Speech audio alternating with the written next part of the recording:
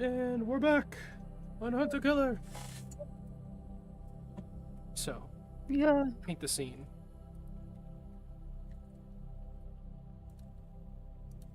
Did you say paint the scene? I said paint the scene. I believe it would be called painting the scene. It's what? You want to be hanging out with Akihiko, didn't you? Oh. Yeah, I think it'd be neat if Remnant was hanging out with Akihiko in like the embassy lounge or something. Okay, for sure. I mean, he could just Like maybe be at her hospital bed, chilling with her. that too. I mean, whatever works. I imagine, you know, there's the update of, you know, Auntie Kitsune coming, and that could be a thing brought up, and you know, don't gotta wait much longer. And I just think it'd be neat to include the fact that Remnant, you know, is keeping up with connections and stuff. Got you. For sure. Yeah, they're hanging out in her medbay room. Probably he would have stopped by to tell her as much. Hey, Master Kitsune will be arriving today. Perhaps she may be able to aid you in some capacity. I would love to see if that can work out, because I don't want to cut my foot off. It's a pretty foot. Well, for a dead foot. It's not. It's dead. You can say it. For a dead foot. Otherwise, I'll tell Mika you like feet. It's the way that just like shakes him, like blink blink, looks up to the ceiling. Do as you please? Question mark. Gotta work on your clapbacks. It's not something. Anyway. Yes. If that cannot be fixed today, then tomorrow. Well, I'm not going anywhere. I can definitely wait. How are you? With your affairs? Bored. Uh, I'm just waiting. I suppose you do strike me as the extroverted type. You don't have friends? I feel like Domino Squad or at least some other interested party should be here.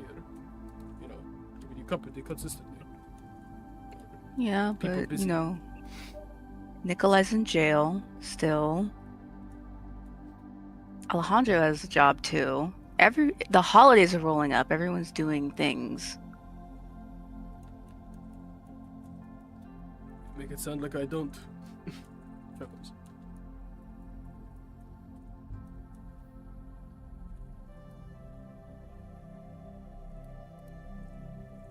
Me trying to like think.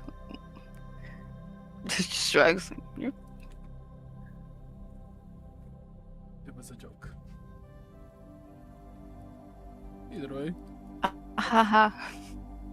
are there any projects you want to work on that perhaps I could aid in?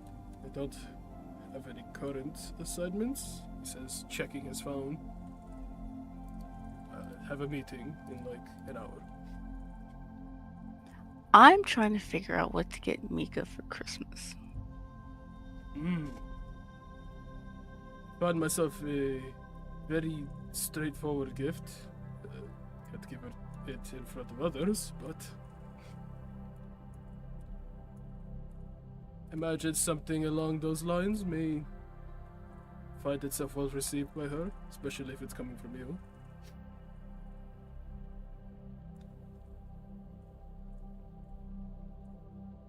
I mean, it's the easiest gift, but I'm already planning on giving that gift to other people. I can't give that gift to everybody. I meant a physical thing. I suppose that would not be poorly received either. Oh! I knew that. I knew that.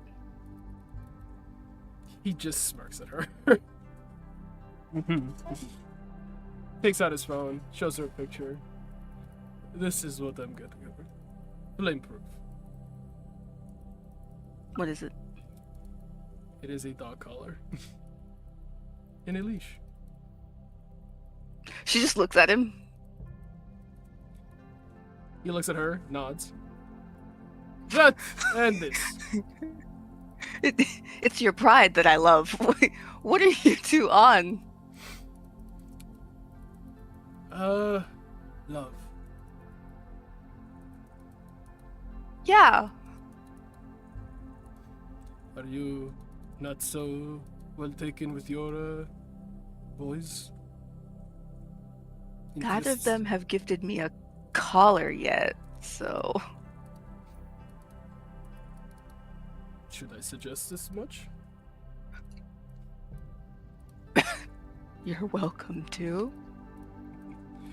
I don't know how Rook will take to it coming from me. Your yokai mate seems to be a bit more like him, you know? He would be. I'm also getting of this. Show What is that? her a little picture of a motorcycle helmet for her bike. Oh, I love that. That one's great. Okay. That gives ideas. That is very helpful, thank you. Nods. Bows a little bit. He detailed picking out gifts for your other mates. Maybe. I'm not really used to getting gifts for people. Raises an eyebrow at that. It's a bit of our culture. Gift giving is almost common. It's a love language in Japan. Physical touch actually ranks in the lower end. It's a respect. Interesting. I can help you. Tell me what your boys are into. I'm sure I could come up with something.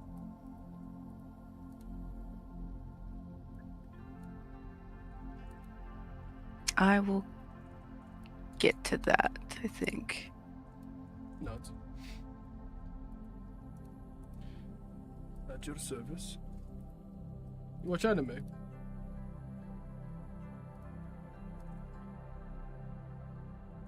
Yes, I had to think about that. Me, the person. There's a few shows caught up with Mika. Could put you on to them. Perhaps give you something to talk to her about. I would love that. Scrolls through his phone. Finds an anime. JJK. JJK. JJK went crazy in 2023. Lest us forget Very- season 2. Very yokai hunter anime. That's why it's funny. Sinks it to her bed monitor. Pulls up a chair, sits by her bed, and we'll just start watching with her. Imagine Mika arrives looking for him around this time. Sure. Mika walks into the still the infirmary, right? Mm-hmm. She walks in and she looks very dressed up. She's wearing like she used her changed the look of her uniform to be like her family's like traditional like Tokugawa uniform. She's got her hair like pulled up and tightly held into a bun, and she's got her little fox earrings.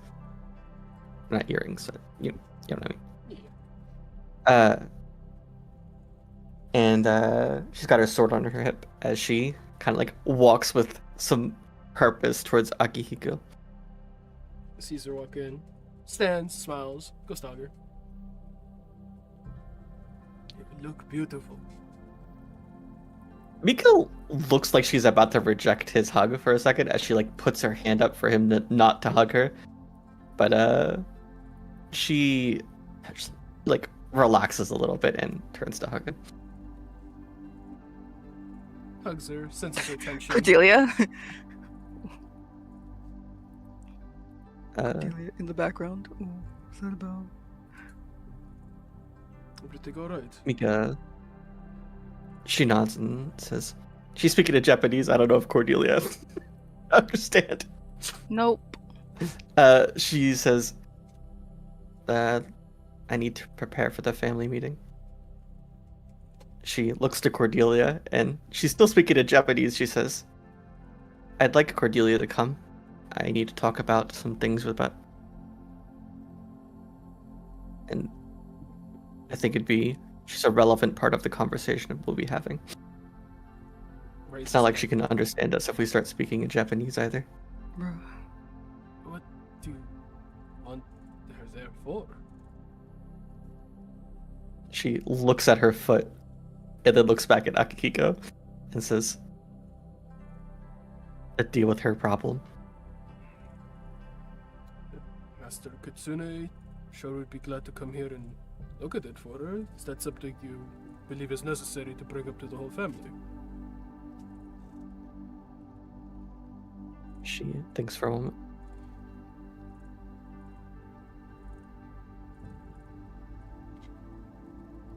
I think it's important. I do want, if we are unable to fix it, I do want to know what options we have to fixing it. Very well. Turns towards Cordelia. Would you like to join us in an hour? In an hour? 50 minutes now. 45. I could. I could do that, yeah. Do you have anything nice you'd like to wear? It is a bit more of a formal affair. Hmm. Everything I have is nice. That shouldn't be hard. Smiles.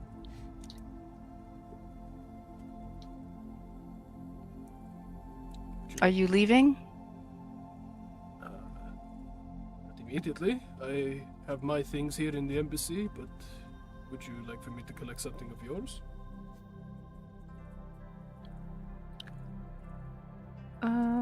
No. I'm just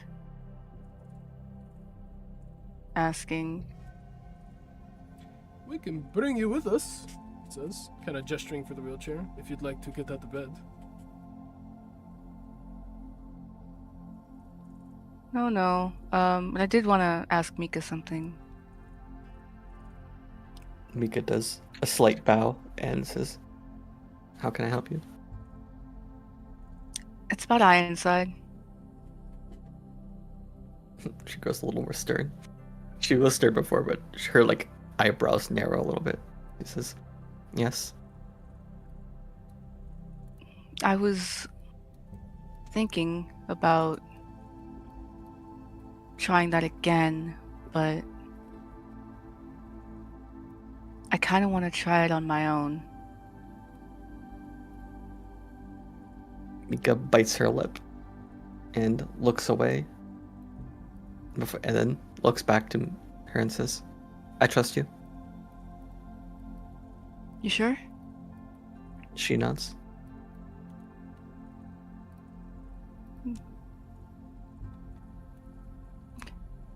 Thank She you. walks up a little and like puts her hand over hers for a second and says, don't mess it up. No pressure. No. Mika does look genuinely, like, she's genuinely worried. I'll And- be sure to message you if I change my mind. She shakes her head. You can do it.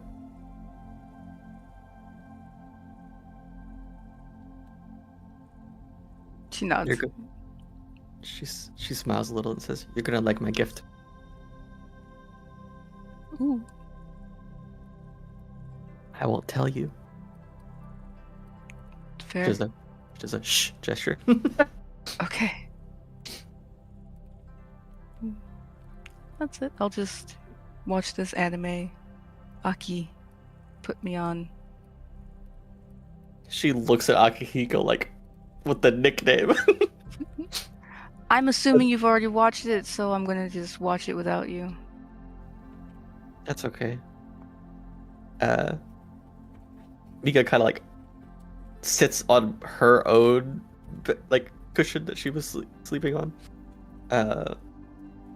and she's gonna sleep for the hour. Sleep. I sleep. It's funny. Okay, he kind of turns to Cordelia, says, "Do you need help getting your attire or getting dressed?"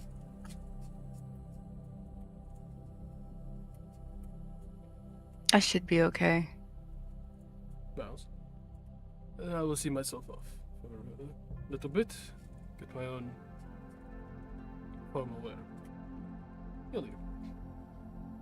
Comes back 20 minutes later, also dressed, proper kimono. This time of the Dragon Clan. So now he's part of the family. Yippee. You see him kind of like still fitting it on as he walks in. Checks the time. He's gonna let Mika sleep in until like the last 10 minutes. Then he'd wake her up.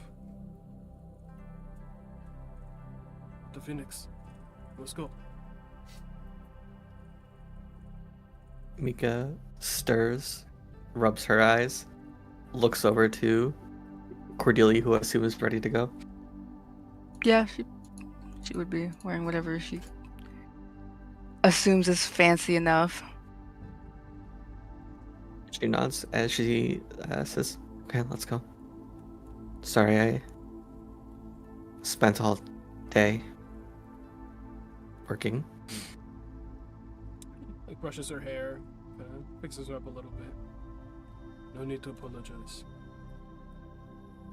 Let me know where I can take the burden off of you. Help her stand. And push Cordelia's wheelchair over to the family meeting. The only she just says as they're walking, "Just mind your manners." To Cordelia? Who? No, she said that in Japanese to Akihiko. Oh, okay. Chuckles to himself. With you, I only know how to mind my manners. She shakes her head like, "Yeah, okay." And yeah, I don't know where the Tokugawa is like set up to meet, but probably like some meeting. Yeah, one of the meeting Meeting room. rooms. Not the black room. It's not that privated necessarily. But you'd start to walk out of the room just as you'd catch Yutaro walking in alongside Master Kitsune. Oh, Totally forgot he's part of your family. Me forgetting Yutaro exists.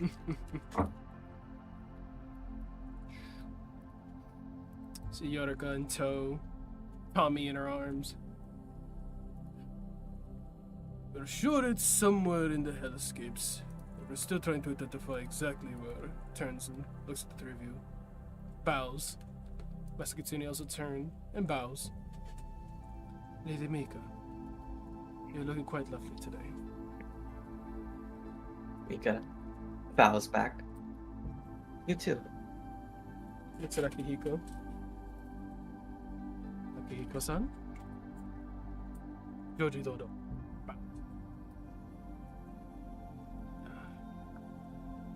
And I am unfamiliar with this. She looks at Mika. Do I like whispering, "Do I introduce myself or do you-" She leans a little closer and says, "You should introduce yourself." She looks nervous. This is Agent Remnant. She's Mika's friend. Yorika says. Mika looks to Yorika like, be patient. What? We have places to be. Oh, I appreciate it. She looks behind Yorika, like trying to see if somebody is with her. She says, "What's your rush?" Same as yours? Should be. Besides, no offense. Why are you here? She Me? Yeah. You. I'm not sure. I was invited. Everyone raises an eyebrow. She's an important subject matter. That I'm very curious to hear more about, Yutaro says, bowing now. And let's not keep my brother waiting. Walks. So yes, we're not exactly sure which plane it's on, but it must be on one of them. At least that's what we can last register. Continues walking, talking about what they were talking about. Guys, go to the meeting room. Yorika kind of walks over next to Mika and whispers in her ear. Yeah, but what is she actually doing here? Mika looks over at her and Mika looks a little bit grumpy as she shakes her head and says, "Why don't you wait until the meeting and then you'll figure it out?" What is this energy? Why are you making me wait? Why is this so mysterious for? Why are you asking so many questions? Because you don't talk to me. Okay, so I'm I'm curious. tired. I've been working all day. Can I'm you tired relax? too. I've been working all week. Fine, whatever.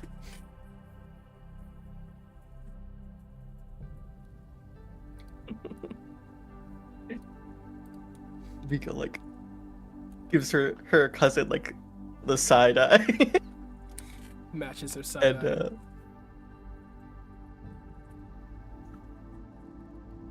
So they're going to they'd enter the meeting room. Standard meeting room.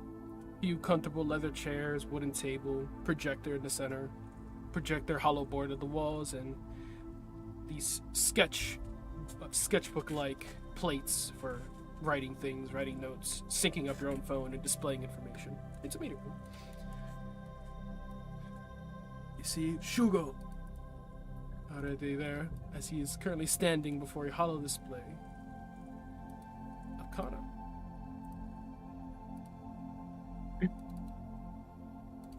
Mika can't help but smile when she sees her mom. Shugo, make a perception check. So you walk in. What? Who do you want to make a Mika and Gordy. perception? Mika and Gordy. Oh, okay.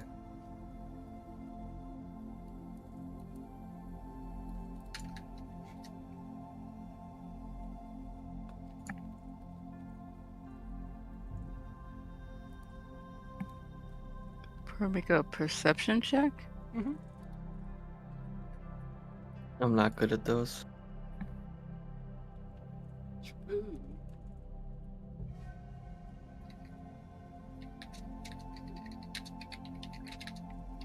I'm not very perceptive. So let's see.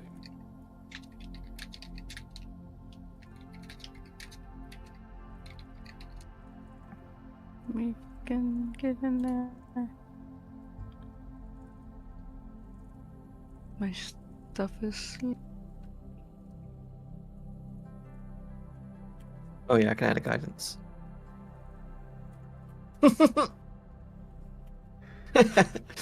Never mind.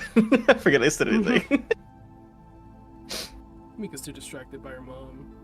But when Remnant walks in, she sees Shugo looking at her very fondly. This very soft expression on his face. And as soon as you guys enter the room, it shapes back into his stoicness that he has as he turns. They both turn to face the entering entourage. Yutaro, Master Kitsune, Akihiko bow. Yorika's bow. Mika bows fairly low and politely.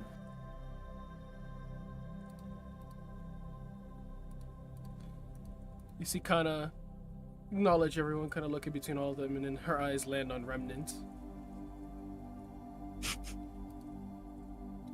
Akihiko, rising from his bow. Forgive her. He cannot bow. She is wounded. That you see, like that seems to calm her immediately. Very well. Remnant is so fucking embarrassed. Door walks in. Mika says quietly, besides, you're royalty. You don't necessarily need to bow. She whispers that though. Thank you.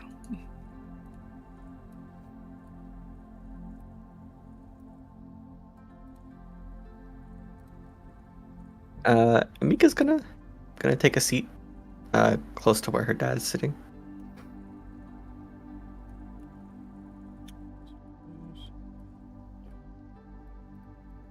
Rearrange it so that-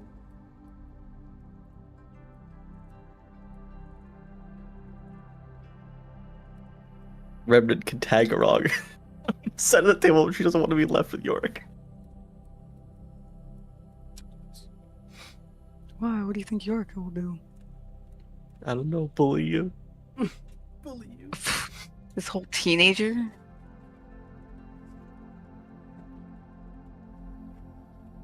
See her sit, cross her legs, as Tommy in her arms is petting it aimlessly.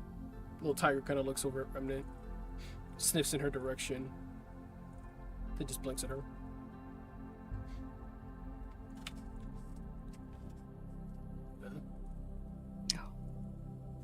Welcome. She wants to pet the tiger.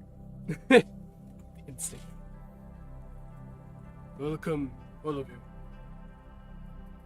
See Shugo kind of just gesture for everyone to take a seat. Everyone finds their seats. Looks also landing his eyes on Cordelia. Everyone keeps looking at her and she's like, please. Internally. Hello. Before we begin our meeting, I'll introduce Commander Remnant. Although, I should say now Agent Remnant. Did she do something to be demoted? Kana asked. No, her commanding officer returned from her medical leave. Ah.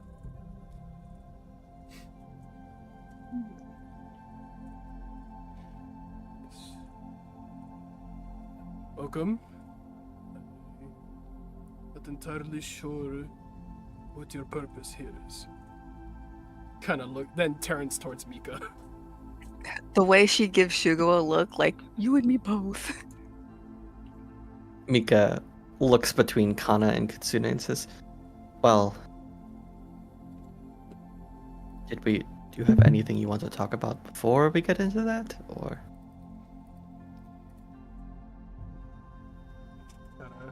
Lands on them. Shugo also looks in their direction, like he's like following where she's pointing. And that's when it clicks for him. Master Kitsune, we were hoping you could perhaps look into the injuries of Agent Remnant.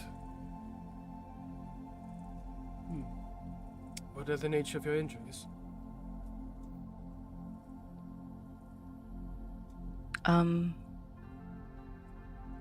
My foot is kind of dead. More dead than usual. Kana raises an Thank eyebrow. you. Thank you, Mika. I think it's important to be clear.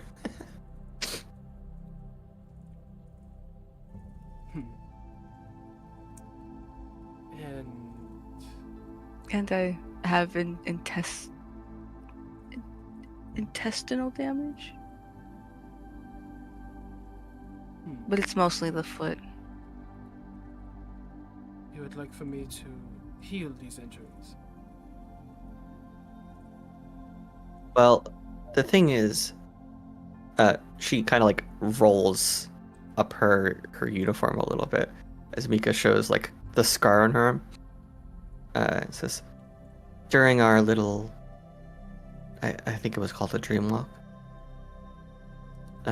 we sustained some injuries, and I don't know if that's important to share, but okay.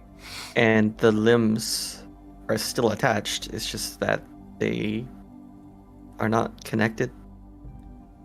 It's hard to explain precisely. So it's not like you're reattaching a limb. They were magically severed. Yes. Perhaps you're in need of a spiritual realignment. I'll look into it. If you would allow me to look into your chakras, your magical attunement. It is a bit intrusive. I had In some. what- Sorry, go In on. what way? I suppose mostly physically intrusive. I will have to move your leg and you'll observe where exactly it is that your injuries are present. Okay. That's fine. She half bows in acknowledgement. I was thinking of using some of my own magics to see if I could reignite whatever's shut off in her body. See if I could regenerate some of it. You're referring to the phoenix. She nods, and she'll like breathe a little fire, and Hubble would like poof under her shoulder.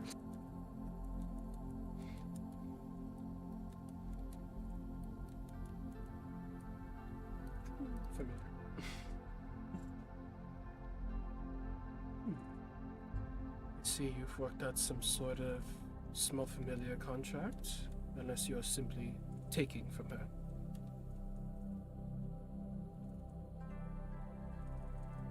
It's complicated. I'm sure. Using the Phoenix's abilities are dangerous, to say the least, but it's not unprecedented. She seems like she's going to speak more, but then she turns and looks towards Remnant. We have some means for using such abilities and healing. I'm sure we can work something out.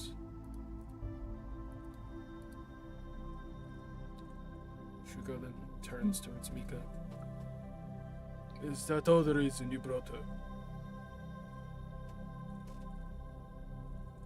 Pauses and thinks a little bit.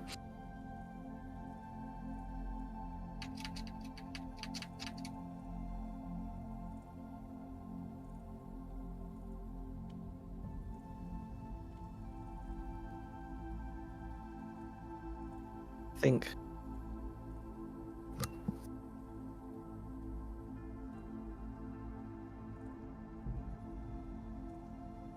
No. There's a couple more reasons. Cordelia looks surprised. Cordelia told her about her parents, right? At least a little bit.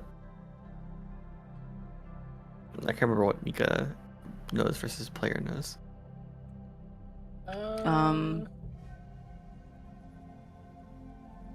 Like we had that dream, didn't we, where we saw her parents? The ritual. But like, it wasn't exactly made clear to everyone that that was her parents in the ritual. Yeah, no. Yeah, but then there was the side role play at the after party. Did I think she talk about it then? Mika is aware that her parents are like people she wants to kill, because they did talk about it very recently. Yeah. Yeah, I can imagine she's mentioned her parents being liches. She says it all the time, so Yeah. casually. Yeah, she's called her parents liches. She says she wants to kill her parents. I know Mika knows that much for sure. Okay. Also knows that her brother is compelled by them. Yeah. Well, so Mika catches herself. Remnant is in a tight bind, and I was wondering if there was anything we could do to help. Her family, well, some of it, are powerful yokai. Kana takes a deep breath. Very powerful yokai. And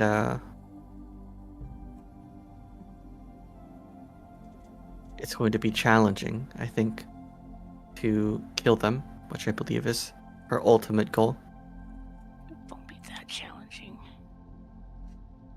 You're seeking the aid of the Dragon Clan to slay your parents. Is that what this is? Yutaro says. Mika shakes her head and says, "She didn't ask me to help. I want to help." You would offer our aid so willingly. Surely the Dragon Clan will benefit from this act. She nods and looks to Remnant and says, "Remnant is my best friend, and I think she's a very influential person." Kana asks, in what ways? She says, looking at Remnant.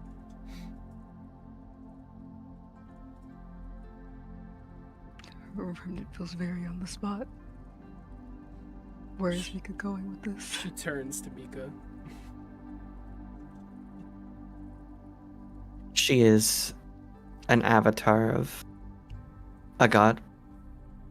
Not one of ours, but a different pantheon. She has some level of command and control over the dead, which might help us in dealing with our own yokai problem. Yutaro grins. And, like, he has this little, like, sharpen in his eyes, like, I see.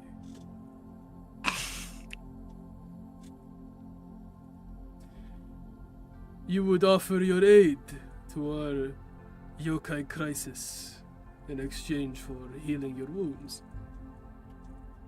Mika shakes her head. I think we should just heal her wounds because it's my fault that she's injured. She looks to Yutaro. That's not true. That's like super not true. What are we doing? Does Cordelia say that? Yeah. Then how did you get her? Yurika asked.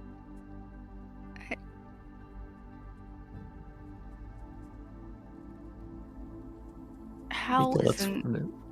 important, I think. It's part of my mission that I was part of, and we succeeded. That's all that matters. But I'm not opposed to helping with your yokai problem.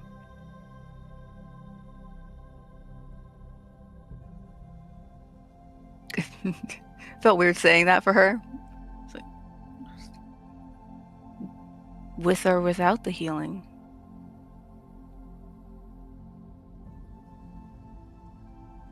Kana looks at her, kind of takes her in for a second now, scanning her up. Mika, what would you say is Agent Remnant's greatest feat? Mika leans back and crosses her arms as she thinks. She banished the creature we were pursuing multiple times. Wait. She has banished multiple demons. She's slain a lot of powerful enemies. She's generally a powerful vessel in her own right. She's competent, calm. She is generally capable of taking control in situations when necessary. You believe we may have use of her and her yokai slaying ability? Despite her nature?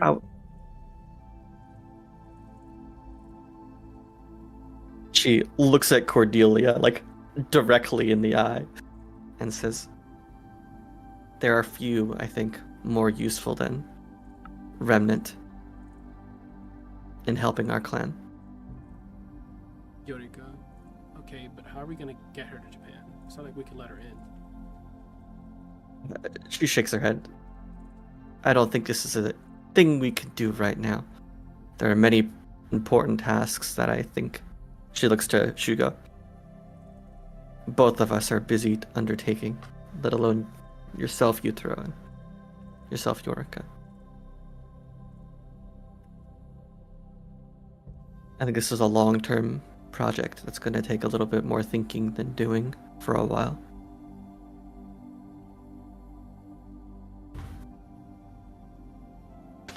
I will see what I can do for you. Thank you, Master Katsune.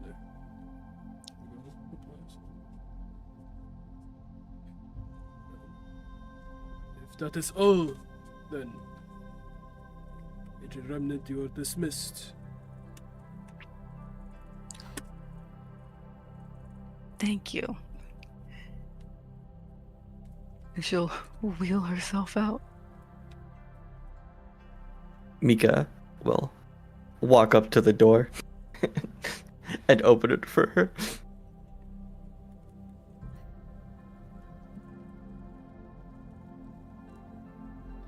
And as Cordelia exits, Guess I leave. As Cordelia exits, she gets like a brief glimpse of Mika's face, and her face is like, she looks so exhausted. Like the conversation's barely started and she's already like mentally spent. Feels that. She gets an expression of good luck, babe.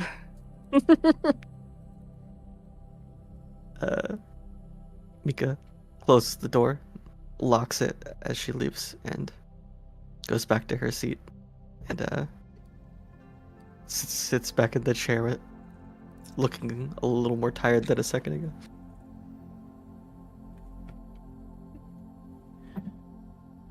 everyone takes their seats. They all just share a few looks around each other. Shugo resumes. Let's begin the family meeting. I've received a prophecy from the Omikami. You see Yutaro sit up a little bit more in his seat, prophecy. Very curious to hear this. Master Kitsune also sharpens her eyes a little bit on Shugo. You see Yorika sink into her seat. Mika almost mirrors Yorika. Same person. She has foretold that the Tokugawa heirs will be unable to bear children till they are married. Kana immediately just shakes her head in disbelief. In addition, when all Tokugawa heirs are married, the worthy successor will bear twins for their firstborn. Yutaro sits back. Well, damn.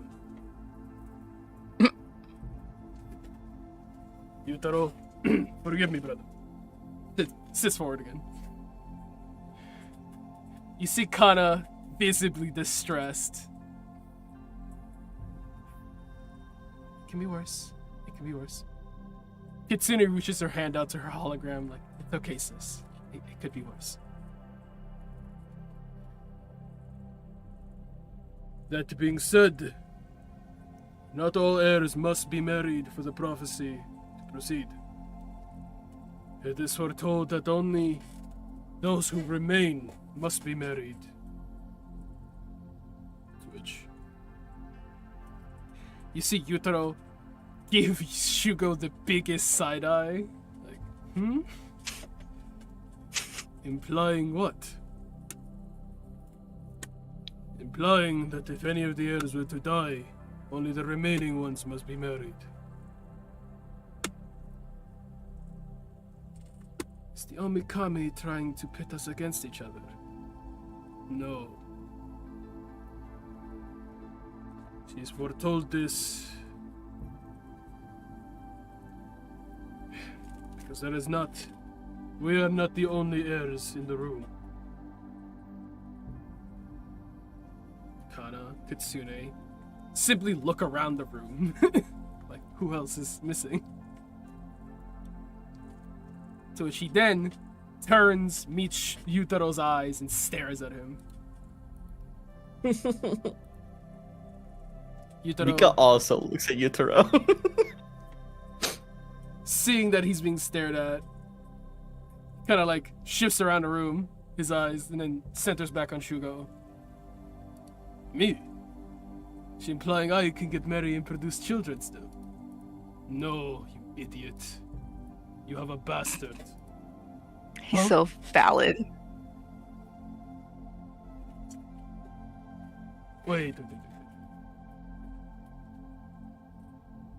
He starts thinking, he pauses, and he goes, fuck.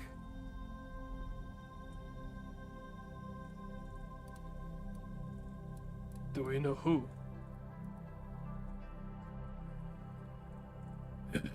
He breathes out flames. Mika does as well. You have another cousin. You see Yorika, like, it's just kind of frozen in place, blinking at her dad. Oh, that's gotta fuck up Yorika. She's got a whole brother. I believe it is Tetsuya.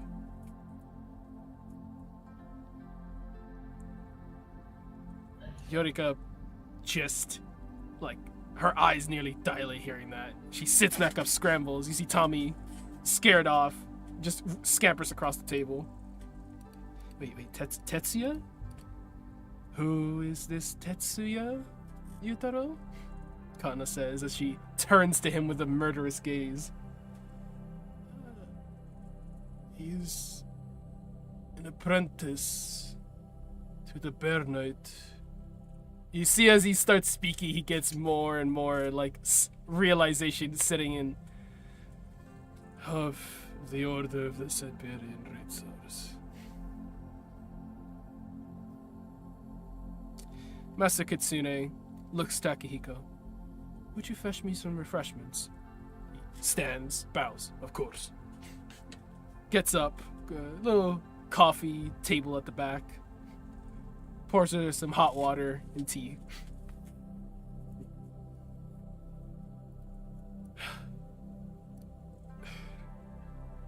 Brother, shut up. We have a possible competitor. Which means we need to find a way of securing the Avatar. If I were to perish, it would just go to that who the Omikami deems the most worthy, for her to even consider this bastard. It is likely because he has done something to impress her. Or the other heirs have disappointed her enough that she isn't looking towards them. Damn. Yorika looks down. Little shame in her eyes starting to cut in. Mika doesn't look ashamed. She looks directly at Shugo. Turns to her, shakes his head. Regardless, we are facing a possible threat. I'm sure Tetsuya was made aware of the same prophecy. You see Yutaro hone in now, tension kind of rising in his shoulders, which means he is aware. He is aware that he can win by killing the other two heirs. Kitsune speaks up.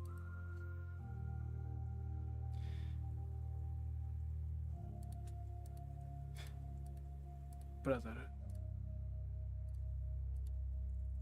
what would you have us do? What is the reason for this meeting? We need to find suitors for Yorika and for Tetsuya. If we can find think him we a have to do a- suitor that is amicable to us, someone we could control. And even Mika if shakes her head. he were to become Avatar, we would still have it within our line. I think that's a little insensitive to Tetsuya. I understand you want to have control over Tetsuya. He's a rogue element, and he's a Ritsar. But the Ritsars are not exactly evil people. They're just protecting themselves and fighting for themselves. That is exactly I the think- issue. They are not fighting for us. Japan needs the Omikami's Avatar. Tetsuya owes us no loyalties, especially if he is aware of his heritage, which I'm sure the Omikami has now made him aware. We have a Tokugawa who has been abandoned by his family. Our very code means nothing to him. Stares at Yutaro. Yutaro sinks into himself a bit more as you see the shame starting to settle in his eyes.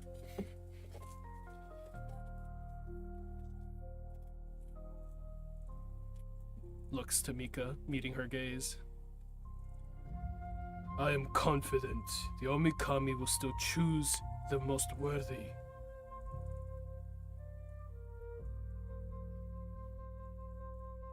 I cannot I have faith. leave your two fates up to chance. What are you proposing? We find him a match. Set it before him. Someone will suit him. Someone. He ponders on it. He knows he must get married. The sooner the better.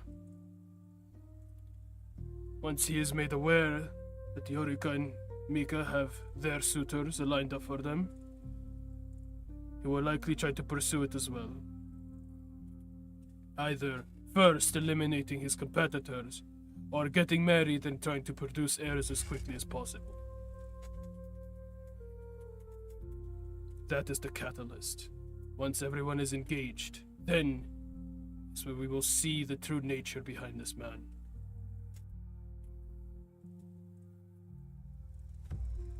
Kana rubs the temples of her face, visibly stressed.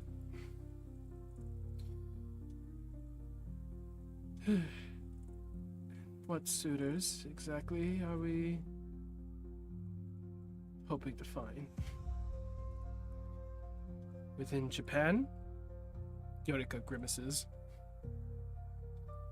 Is there someone that comes to mind, dear? Huffs out smoke. No one honorable.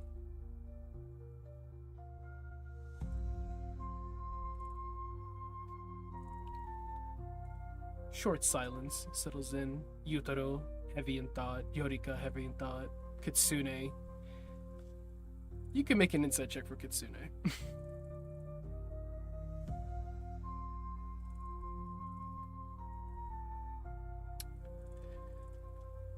Remember from the last time you were in Japan, Kana was the reactive one, more so. The emotionally reactive one, where Kitsune was the logically reactive one. It's a little sister dynamic. She takes out her pad, takes out her phone. You see her start sifting, just scrolling through images. You can see it clearly. She's not hiding it. She's focused. Immediately, she is locked in on trying to find a match.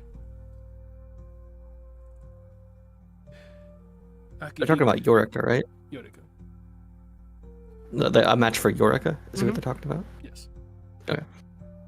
Mika taps the table a little as she says, I mean, there are a couple options already on the table.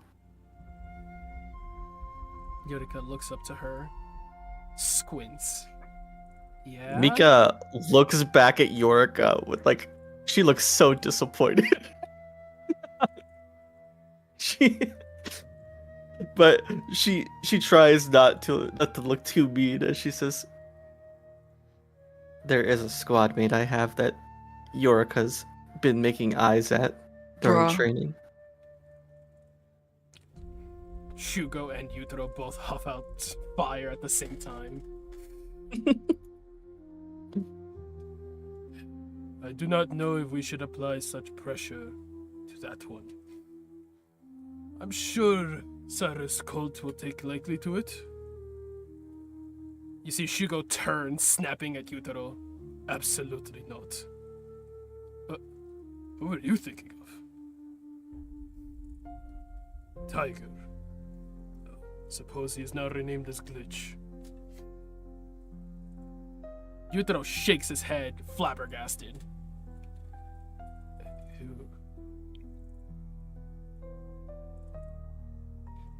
Turns to Yorika, looking to her for confirmation that that's even, a possibility. Yorika is bright red. I mean, marriage is so, sudden. I don't think either of them would really want to commit to that right now. I haven't really talked to Tommy like that, and Cyrus could, he's... I'd like to get to know him some more.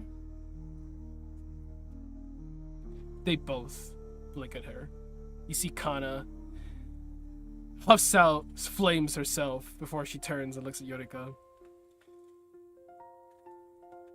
Would you consider marrying for the family's sake? Not for love?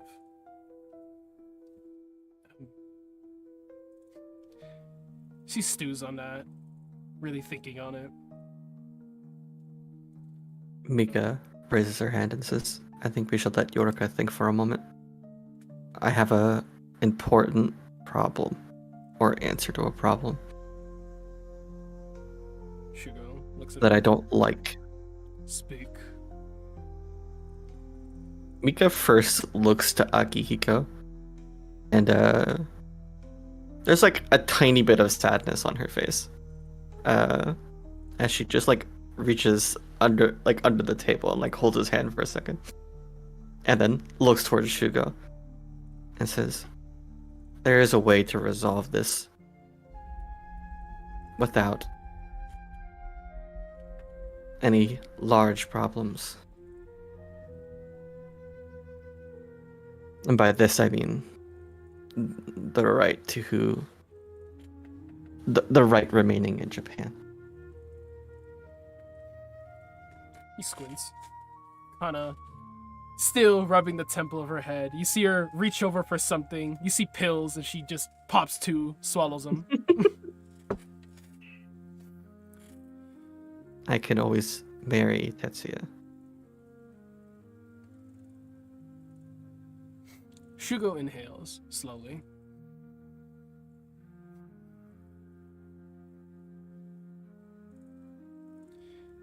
And then he turns to Akihiko.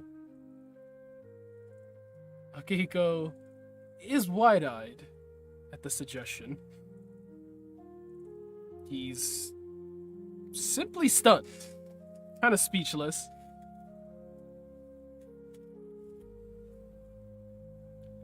You would dishonor Akihiko.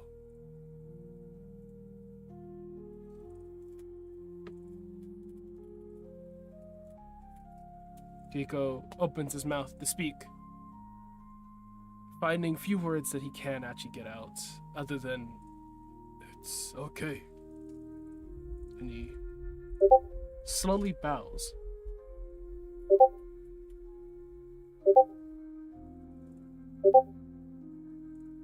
Mika like shuts her eyes when he says that. Like that was extremely painful for her to hear. As she says, "I would do what needs to be done."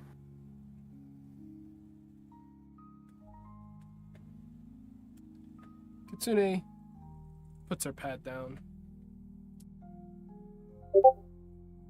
"May I speak freely?" Shugo nods, still looking between Mika and Akihiko. Mika looks like she's about to cry, but is holding it together.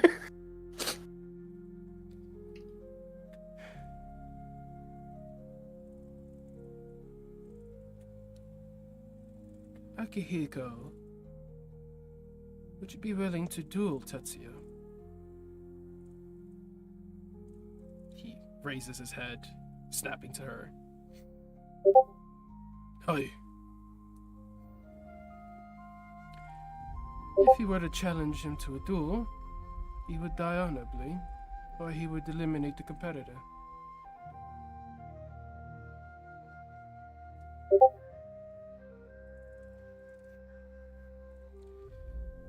"And then what? The Orasar have no need to value our traditions. Once one of theirs is dead, they will have the excuse they need to fight us. They would foil the plans that Bermuda and NATO is planning."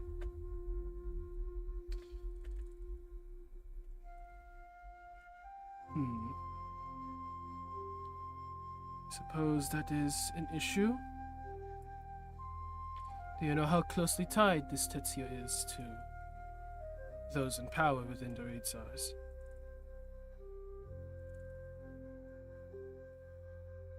I understand they are a militant force. Losing a soldier is a small price to pay. But if he has more connections than that, then yes, it is a faulty plan. Do you know who would miss him? Mika shakes her head. "I don't want to do this again. I don't want to go to war with them over something like this. I don't want to do this in a messy way. I want to be better than where we were before. The retards are not evil. They're just trying to do the same things we are. They just have different people and different codes of honor. And I don't want to see thousands of young people from either side dying because I wasn't willing to sacrifice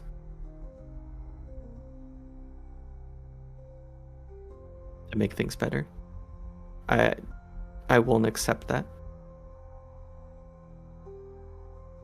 And I don't think I could." She looks at Akihiko. "I could not accept Akihiko fighting for the right. Only die." She looks like she's gonna start crying.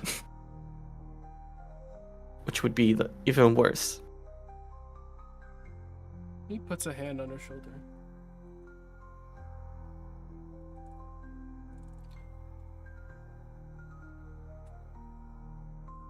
"I will do what is ordered of me." Shugo nods. "Killing Tetsuya will get us nothing. Nothing more than problems which we cannot afford to deal with. Were we stronger, perhaps a more ruthless method may be applied. We do not have the capacity, the resources, or the strength to compete with the Raid Tsars. The only way to do this is through the Omikami's direction. We must marry all three and And the honorable, the worthy will succeed.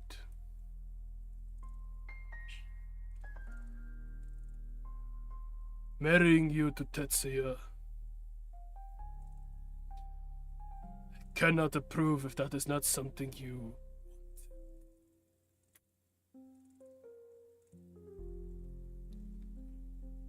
Mika, you doubt yourself too much. It is your flaw. You can be worthy.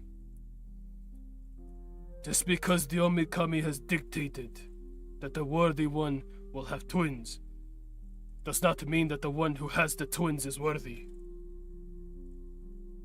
It goes against her Bushido. The twins are a sign of that who will succeed me.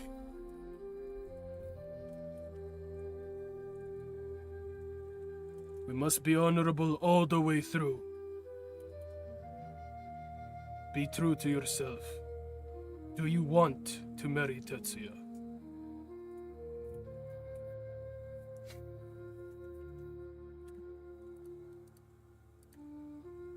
Mika like folds her hands in front of herself and presses her face into it. She looks like she's reflecting and needs a moment to find her answer.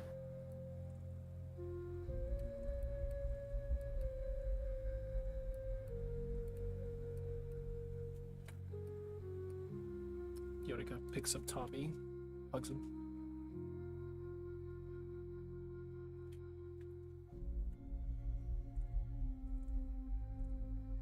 She rests her hands back on the table while she says, I won't accept us and the Ritsars fighting, and I Nor won't do we accept need to. conflict. Nor will I Yeah. allow one to spark. Have your What do I want? have your Hmm? apprehensions. Agent Glitch, Tommy, is loyal to those he serves beside. He does not know other family.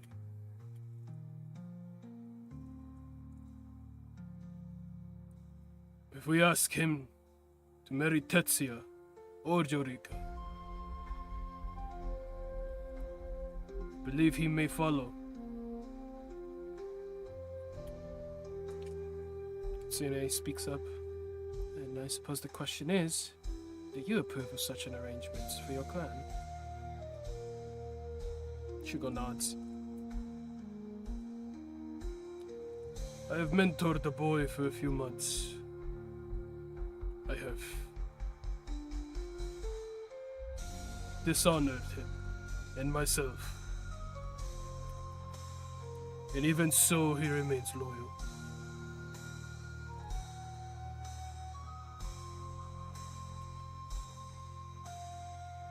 I would be honored to have him join our clan. Turns to Yutaro.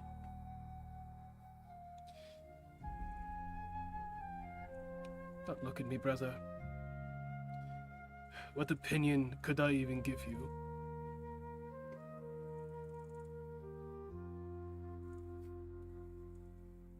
Do as you wish. I should not speak. My honor. I have no honor here. He looks down at the table. Mika shakes her head and says, we all make mistakes. It's alright, Uncle. He scoffs. Mistakes should not cost the family.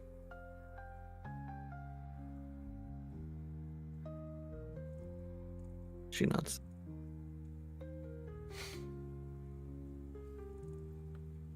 Kitsune speaks. Oh no, Kana, but this Tommy, he's caught him tiger before. Is he the boy that was defending you? One and the same. Isn't he a Less of little a young? boy now. It appears he undergone some mystical affliction that has aged him. According to what I have received, he was in fact younger than he should have been.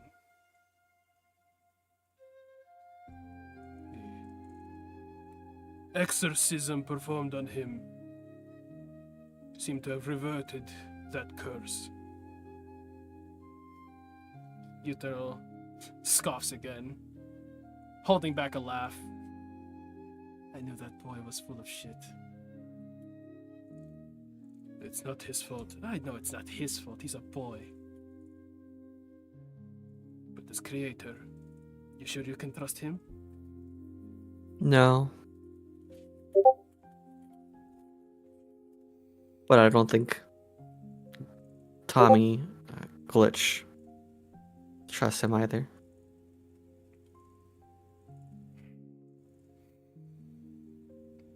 Puffs out more smoke.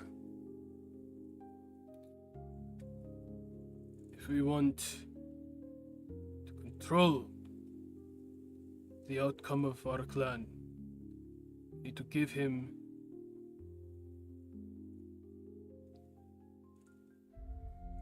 an opportunity to prove himself. Show that he wants to be this clan. And what do you propose? Kana asks. Bring him here. Let him speak for himself. He's a man grown now. Whatever ties or loyalties he has, he can speak them truthfully. Master Kitsune can ensure to that. If Glitch is coming, I think Templar should come too. You would have a Vitsa sits before us with his meeting. She is essentially his mother. Kana blinks. Isn't she a little young for... Oh, right. The OSR. Such strange familial ties the Russians have. In which case, who is he to marry? My daughter or... You see him about to say my son, and he stops himself. Tetsuya. Mika crosses her arms and says, I think that should be up to him. If he wants to marry anybody at all. She looks at Yorika, though, and she says,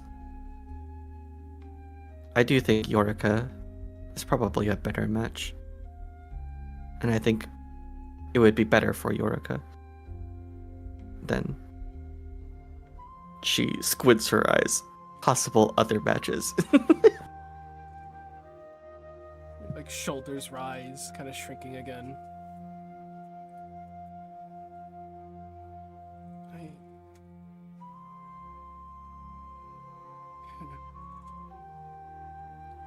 Does it matter who I marry? I'm not in the running Yes. anyway. Yorika, there might be a day when I am not able to lead the clan, or, God forbid, she looks to Akiko. During this final battle, something happens to me, and that means you would be in charge of the clan. No. Tosa would be in charge. You think- Looking to you, girl. You think Uncle and Father are going to be here forever? Eventually, one of us is going to have to take over. She grimaces.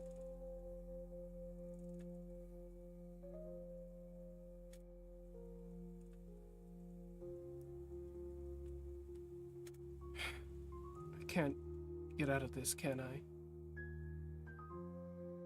Fortunately, neither of us can. I'm sorry.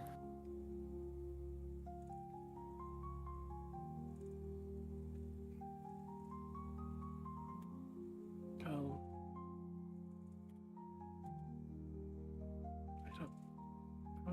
know, I really want to marry Tommy.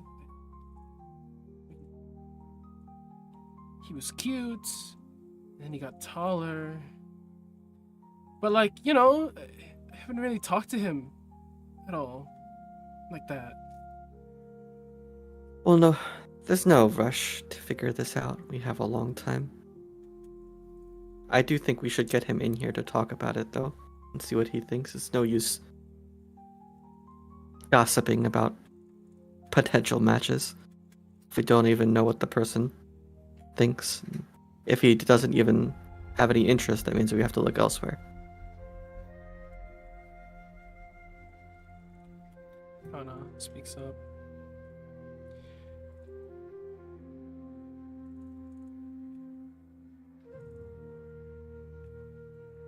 We should find a match for Yorika that she will both like and that will suit us.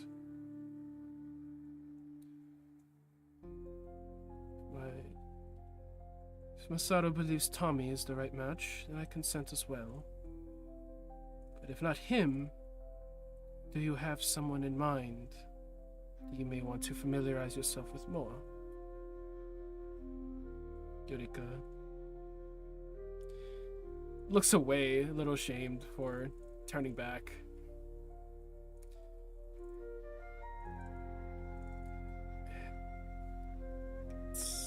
Cyrus cult could work.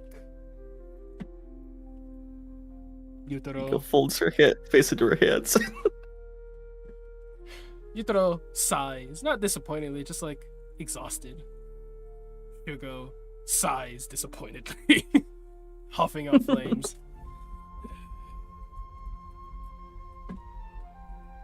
The boy is a good warrior, but he would dishonor you. You know his nature. He seeks out infamy, not honor. I know that. But maybe it could work. She pets her tiger some more. At what price, Yorika? Hey. Just because you found someone you fell in love with, and you had all this time, think about it yourself. I'm picking at straws here, okay?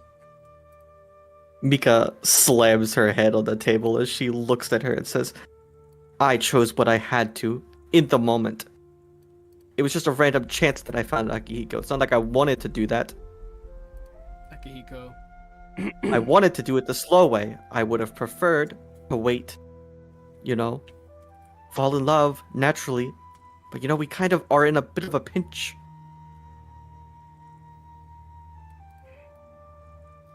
Yeah, well, we're in a bit of a pinch.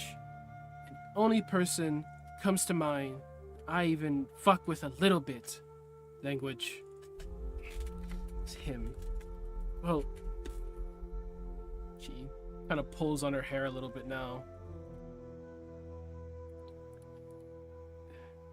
Agent Twilight? Her name's Zelda. Kana and Kitsune both just shake their head, blinking, like, did you say her? Yorika shrinks again.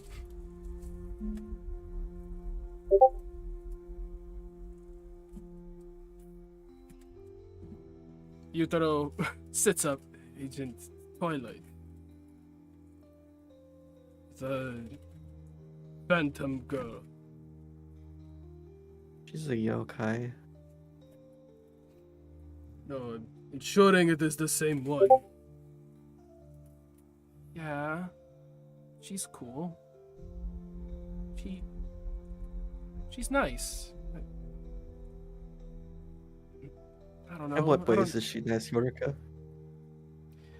Treats me nicely. She makes me feel special, you know? Like some people, mutters. Gives me attention and she likes being around me.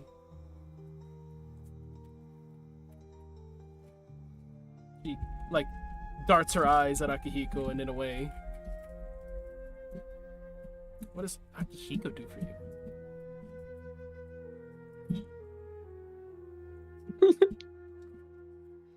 Mika blushes a little as she says,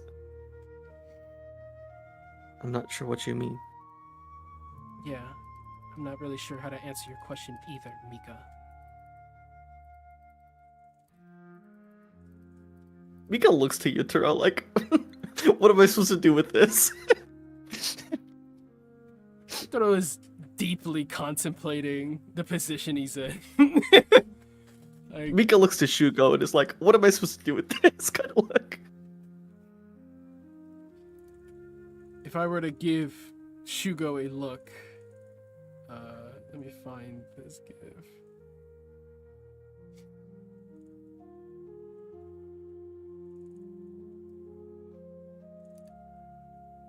It'd be this.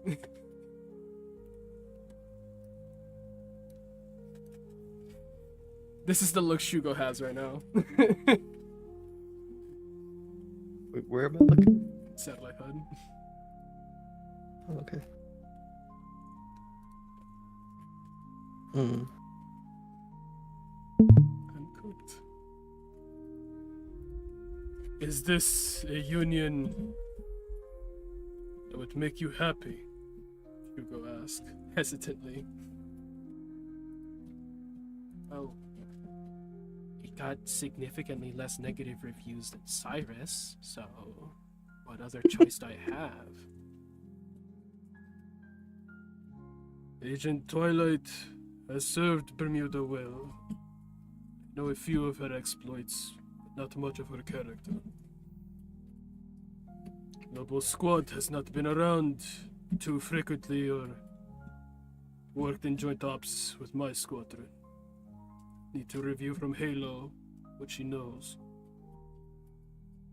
But she's an option. One I'm willing to consider. Kana, still blinking. You said her? How would you produce heirs? Well, there's other ways. Kitsune speaks up. Eureka could take concubines. Would your possible suitor, Zelda, was it, be approving of such an arrangement? It is a strange custom. Yorika, like, kind of moves her hair behind her ear, blushing a little. I'm sure she wouldn't be so, upset. I think I could convince her. Cyrus too, by the way. I think he would also be okay with that. But I don't know if that matters. I hate her.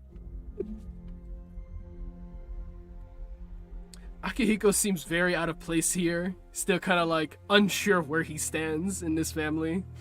So he's just very reserved, very quiet, just kind of watching. I've seen the boy fight. We can have him swear to guard you, swear not to dishonor you. And he knows I can find him. I can kill him. Make that abundantly clear. And I'm sure the arrangement will find itself with few hiccups. I think we should at least bring Tommy in here. I know him and Templar might have some interesting input. And it's not like we're in a rush. You don't have to get married this week or this month, Yorika. If you want to try it with Tommy or try it with Twilight, an experiment, you have time to look around.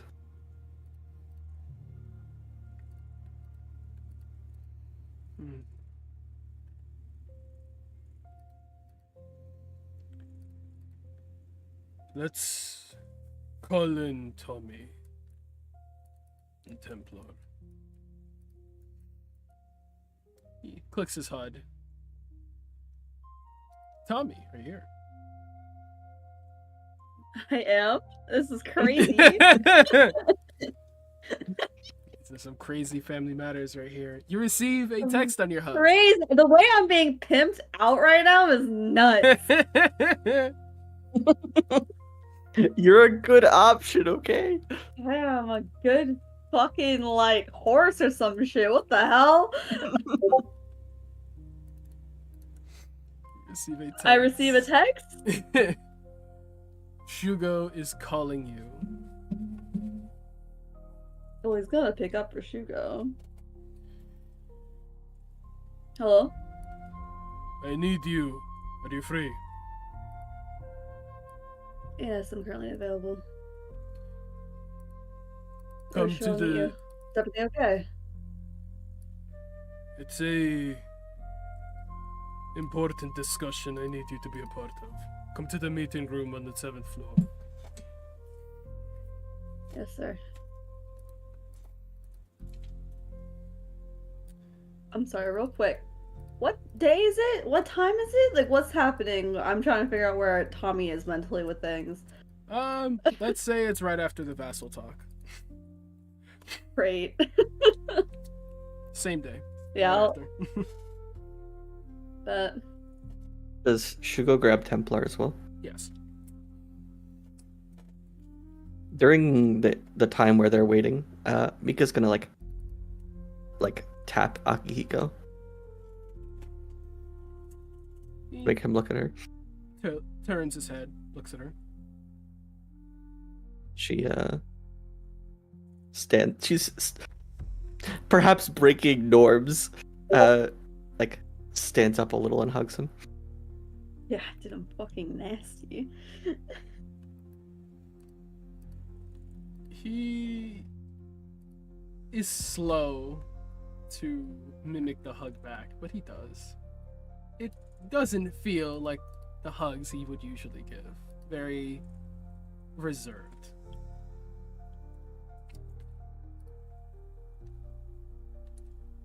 You don't need to worry about me. Your clan survival is just as important to me as it is to everyone else. She shakes her head.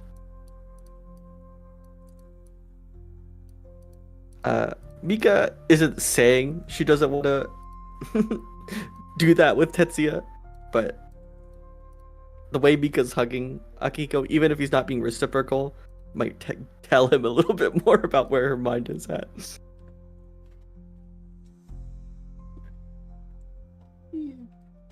Hugs are a little bit tighter.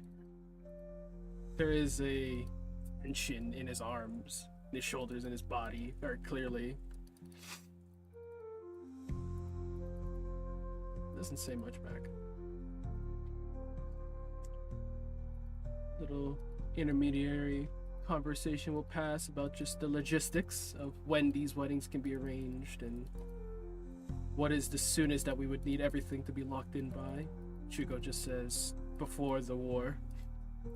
Knowing who would succeed, it's the best. He would say it loud. Knowing who succeeds me before the war will enable us to properly maneuver once a successor has been named. They all agree. This needs to be finalized. People need to be married before the war. And then Tommy and Templar arrive. Shugo code for you as well. Him on the way. I have no idea what this is about. Yeah. Oh. I'm also unsure. Perhaps he wishes to speak about your revival. Maybe. Guess we'll find out. We'll knock on the door. Door opens. Mika. You guys enter. Has Tommy shaved yet? That's such a good question. One I don't know the answer to. I don't think he would have. Yeah, I don't think he would have either. He's been busy today. Jesus Christ. Me thinking about all the shit he's been up to. Yeah, I don't think he has, so he's a bit scruffy. scruffy Russian man Yeah, walks in. he's really, really giving Jace energy, I think. Mhm. Mika stands out of her chair and bows a little as she says, Commander Templar, glitch. Tori. Unlocked at seeing the room. She looks around the room, gives a pleasant smile. Japanese allies. She bows her head. To what do we owe the good pleasure of help this with that. summons? I recommend taking a seat. I love conversations and stuff this way. Gestures for Tommy to sit next to Yoriko. He nods and will do so. Definitely, like, glancing around everybody, trying to, like, make up what are the vibes. You can make an insight check. Okay. I love being in mobility. Where's my insight?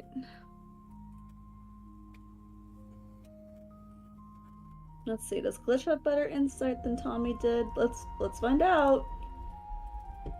The answer is no. Absolutely the fuck not! Lamau. He may have high empathy, but he does not have high insight. The room is tense, very clearly. You see Yutaro, like, staring at you suspiciously the moment you walk in.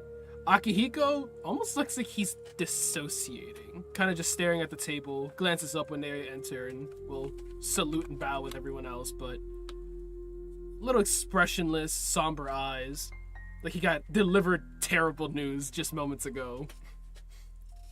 Mika keeps glancing at Akihiko every so often, like she's worried. Clearly something tense has been spoken about, but you're not exactly sure, like, what it could even possibly be related to. As he sits down, he kind of like glances over, probably lands his vision on Shugo. What can we do for you all? I'm sorry, you're Tommy, Kana asks. Yes, ma'am. Huh. Kitsune also looks at Tommy and goes, huh. Can I insight that? Yeah! Yeah, you can insight that if you want. Oh my Jesus Christ! Those rolls are crazy. Oh no. Oh boy. That's the worst time for them to roll like that.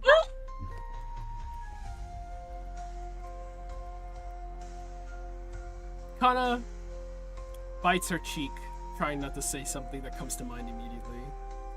Kitsune squints at you.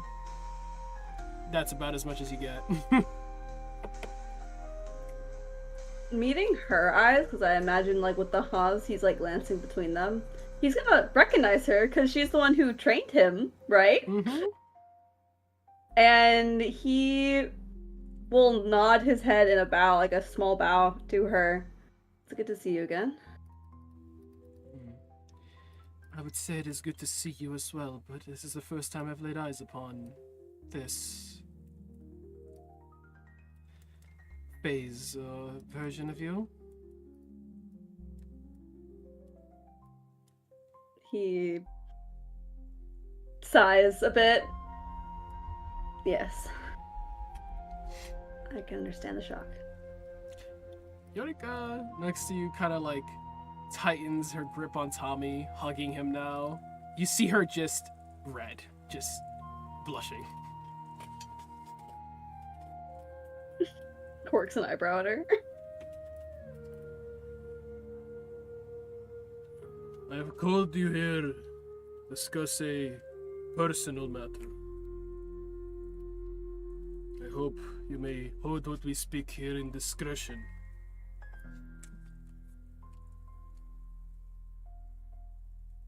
I'll nod. Templar nods as well.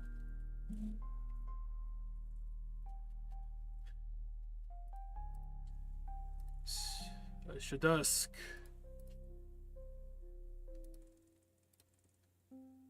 Forgive me if this is an intrusive question. Is there anyone in particular you are romantically invested in currently?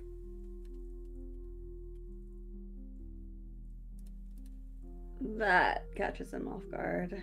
And he like blinks a couple times, like the information having passed in settled in his brain a little bit. His brain is empty and it passed out, so he's like,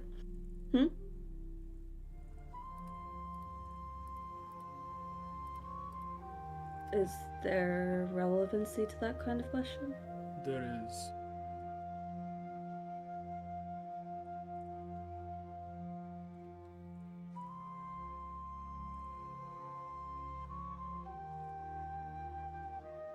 Questionable. Questionable. You are unsure of it yourself. There's a lot of things I need to catch up on Hmm. that I have not yet gotten to address.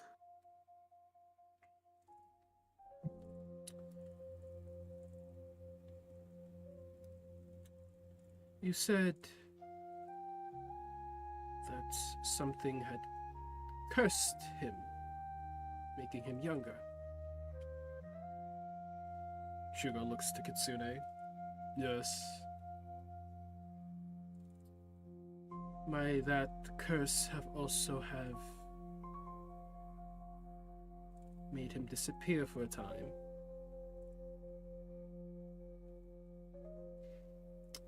Shugo, like, does a slight double take at Kitsune. Huh?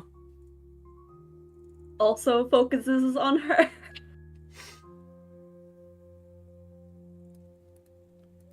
I feel like I know this boy. Oh, this man, I should say.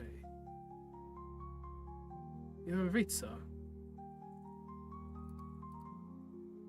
Where, perhaps? He nods. The glitch knight. Glitch Knight. Why did I forget that name? Kana speaks out. Please do be honest with this next answer. Were you at any point engaged? Or considering marrying?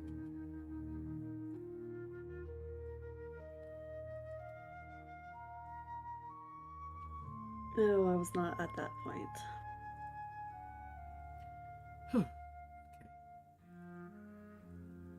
Turns to Shugo, speaks in Japanese. Do you want to possibly marry off one of our heirs to the Glitch Knight?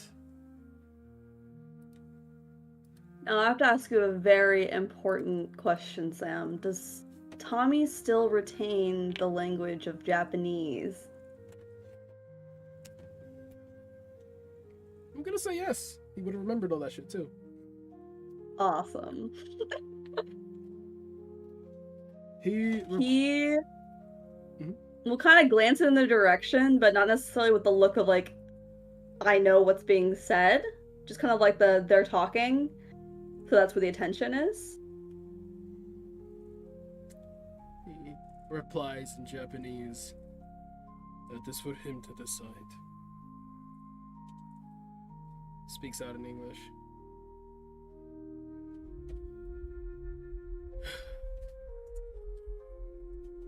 I would like to ask for your help. Our clan has been given a precarious situation. The heirs to the Tokugawa name cannot produce heirs themselves until they are all married. You are amongst the few here who I would trust. Fought beside you when you did not need to show me forgiveness or mercy. You showed me empathy. If your romantic interests lay in question, perhaps this may give you some direction. Gestures to Yorika.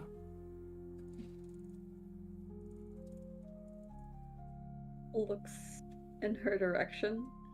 She looks at Shugo gesturing at her, feels the eye on her other side turn, and then she slowly turns to look at Tommy. Hi. Hi. You Looks back to Shugo. You have a beard. Oh.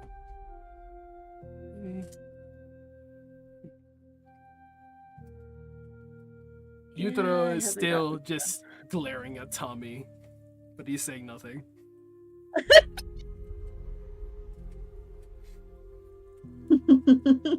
Mm-hmm.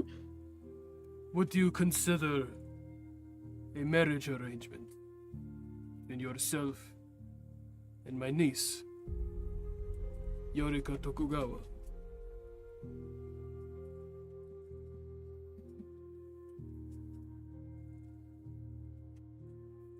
No, Sam. I also have to ask for context with myself.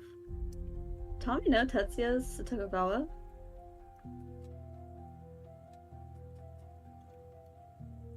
No, They're gonna talk about that in a second. No? Okay. Tetsuya got that shit himself. What's Templar's reaction to this? I think he would Because- look to Templar initially, instinctively.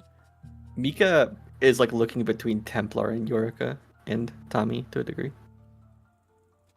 Templar was smiling pleasantly along, like kind of following the situation, trying to get a read of what's going on. And as soon as that is brought out, she kind of just like drops her head to like look up at Shugo, like glaring at him like, huh? You want to marry Tommy to Yorika?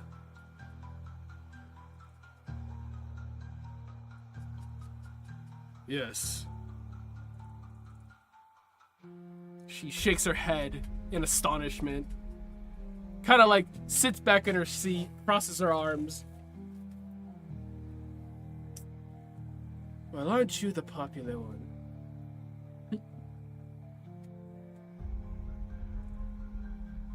I guess so. You can't help but like almost laugh at the situation he's finding himself in. Like he understands like the pressure of it all and how serious everyone here is, but he genuinely just cannot help it. She smiles along with him. She finds the situation equally ridiculous. But she's entertaining it. They did bring them here for a reason. Am I the only one in consideration for her hand? Do you want this? He looks at Yorika first and foremost. She can't quite meet your eyes. Very clearly shy. Just very shy. Like, flushed completely. I mean, I don't know if you're husband material, you know? I haven't talked to you. We really haven't talked that much. Also, your name's Tommy? He nods. Like, blinks, and then looks down at her tiger. Oh, I get it. That's a joke. Sorry, Oh. silly me, losing my brain. I mean, I think you're attractive. I don't really know much about you, though. You were, like, 2 or 3 years younger than me when I first met you, and now you're older. Older than me? How old are you? 23. He's older than me. He's older than me. Come down, Do Yurika. you have other people in mind? darts eyes around the room. I mean, yeah, but you're the one who's here. You know, are you not? Is this like something you don't want to do? You don't have to. Okay, just so you know. No one's Mika leans forward and speaks a little louder. She says, Tommy, we're not exactly in a rush to get Yorika married. You were just one of the Kinda first sounds options. like you are. Well, relative to... It's not like we need to get Yorika married tomorrow. And she looks to Akihiko and back to Tommy. It's like, much like me and Akihiko are not getting married tomorrow or next month. So it's not like you are going to be pressured to say yes or no here, and then to marry Yorika or not marry Yorika. You're free to explore if that's something you're even interested in together. He nods to her words, hearing them, but we'll look back to Yurika and then to the group. It sounds like she may have someone in mind. Mika whinges. Respectfully, if you are on the time crunch, it sounds like you are, even if you say you aren't. For this heir. Wait, sorry, how much did they tell him about this shit? They all have to get married? And Yeah, the Tokugawa children cannot have children until they get married. That is they why- told him that. That is why he Okay. was trying to get them married. Given the timeline with the invasion and whatnot, I imagine that is something that's more evident. And I would only want to respect Miss Yurika and her comfortability with being with a person she knows, at the very least, that she knows she could get along with. I think we could get along.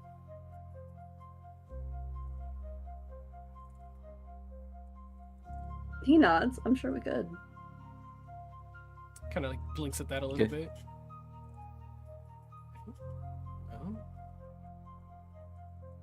Um, But I'm not the type to accept a hesitant yes over an absolute. well, it's like I'm not interested in you. Thought you were cute before, and now you're. You know? It's just. I thought I'd have more time. I guess. Fuck it. I'm okay getting married so that Mika has a chance at being the heir to the Avatar and stuff. It's So why not Jesus, do it with if someone she's- you know? I mean, theoretically, and he like looks to the table. I don't know the full rules, and I'm sure the idea is to marry someone permanently, but if it's just to have kids, marry whoever, and if it doesn't work out, you should be able to have children. Divorce is an option. There are multiple reasons to marry someone, Tommy. We are a noble house in Japan. What we do, how we operate, how we conduct ourselves is indicative of how our clan will operate. Marrying solely for heirs implies that we do not have much consideration past that. Marrying solely to use someone and then discard them is not my way. I would want Mika and Yorika to marry someone they could find themselves being happy with.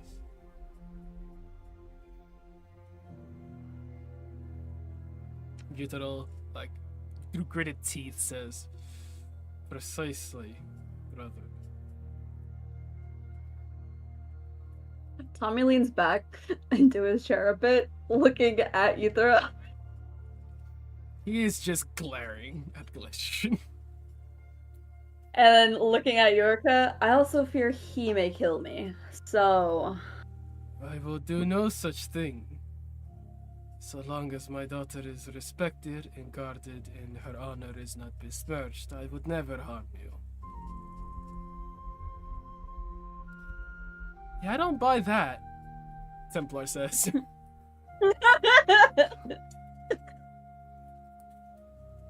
Mika taps the table as she says, Utero won't be a problem. Speak for yourself, Mika. Mika. Ooh, wait, who said that? Utero? Utero. Mika looks to Utero and says, I think you should focus on the second problem. I trust Tommy more than just about anybody at this table. Don't like the way you're talking to him. Takes a deep breath in.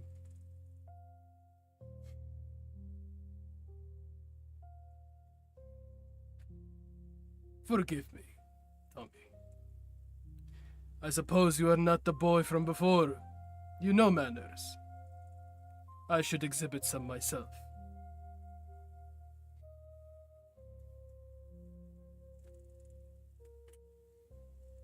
he will bow his head to him. I forgive you. Your emotions are valid as well, so I understand that. Kana speaks up. There's also a second marriage proposal that we'd like to offer you. He, like, froze his eyebrows, and then he, like, just from automatic, his computer brain working way too fast, looks at Mika and Akihiko, like, Mika shakes her head no, like, no. like, is that what the tension that I saw earlier was about? Like, what the fuck? And we'll focus back on her.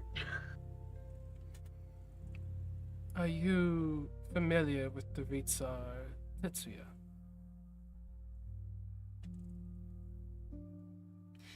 Templar I am. literally snickers. She has to cover her mouth.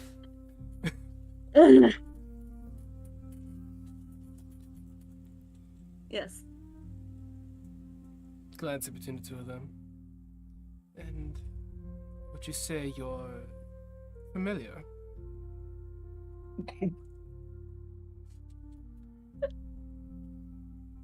He was one of my closest companions growing up with the Ritsars. You see Yutaro, like, he's going to sit up and he's gonna say something, and immediately Shugo snaps, darting, glaring at him, and Yutaro, like, freezes and just sinks back into his seat. Grew up with him. You have a history with the Ritsars.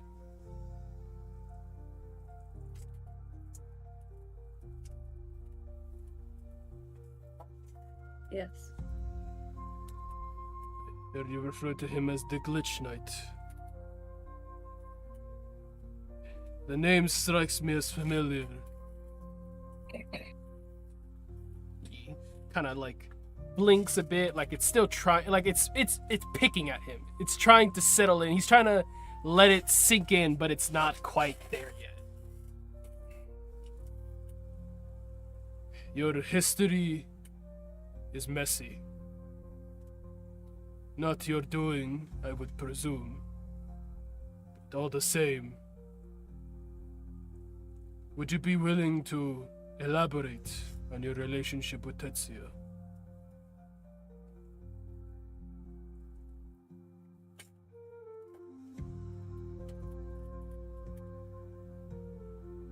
my only hesitance is because like Tommy's definitely glancing at like the corner of his eye at Templar, who's probably like losing her fucking mind in the corner. She is still snickering. She has to like at a second like beat her chest like refocus. Go on, if you wish to reveal yourself. It is your past to speak on. And if not, I'm sure everyone here can respect your privacy, she says, looking directly at Shugo.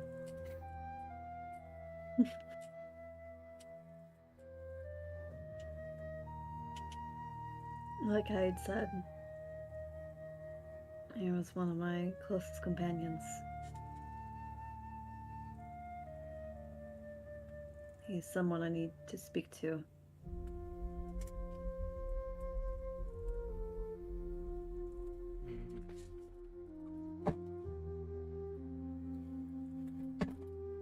We have recently been made aware that Shugo tries to find the right words to say it, and Yutaro speaks up for him. He's my son. Yutaro sits up now really trying to study Tommy's reaction, read his emotions, like really reading into Tommy. So, would you say you're familiar enough with him that you would consider marrying him?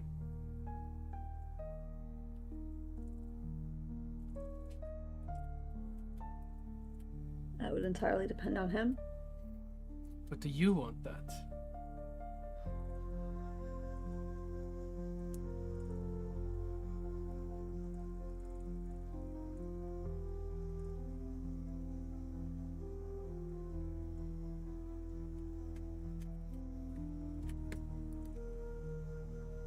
I would.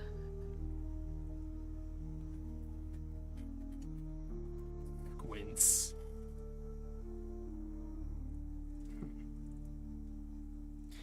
Yorika, like, shakes her head a little bit, like, oh, you go both ways. Oh, yeah. Oh. That's new information.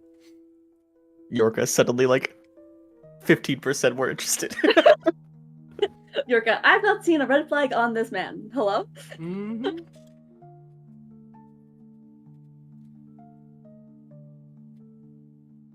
Have you and Cyrus ever done anything? Talk about that later. Oh, okay. Wait, Mika's just staring at Yorika like the audacity of this woman.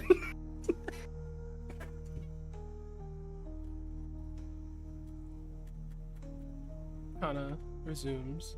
Is he aware of this Yes. attempted arrangement? No, not this particular arrangement, but he is aware of the state of the Tokugawa family.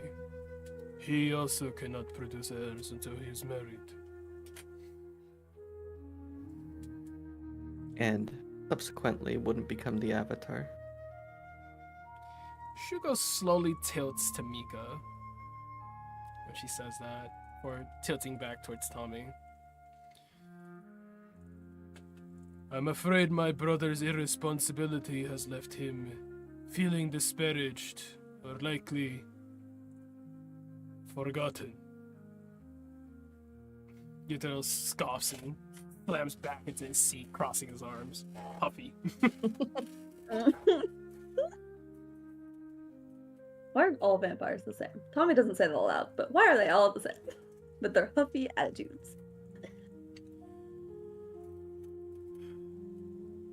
We would like to propose him a suitor as well, someone he would want to marry. And someone who is an ally to the main family, and in between.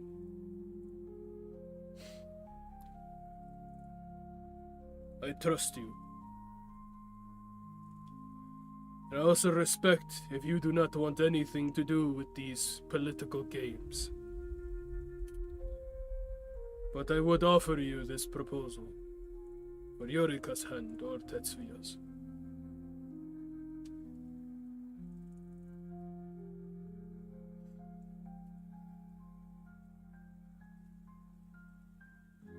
If I'm honest, I do need to consider it. He nods. I think it'd be unwise to jump to a yes or a no on the spot. In either case, I would like to ask that you spend some time with both of them. Seems you need to reconnect with your old friend. And my niece is interested. Yutaro just huffing out more flames. Mika taps the table. Tommy gives him a look of, yeah, both your children want me. Mika taps the table and Heinous. she touches fire a little bit as she looks at Yutaro like a little annoyed by his behavior.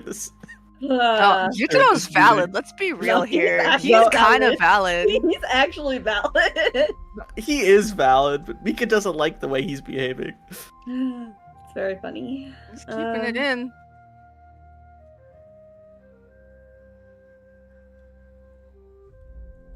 Are you planning on having him rejoin the family? Are you going to attempt his Mika speaks up and forcing him she's to that? Mika speaks up before Shugo can respond.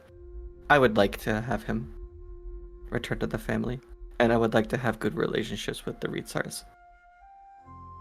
Ah, so that's what this is about. Everyone kind of slowly turns towards Templar. You're afraid he's going to somehow use his position, his heritage against you, either by claiming legitimacy or otherwise enforcing that the Tokugawas are not as honorable as those might believe they are, she says while looking at Yutaro. He glares her down.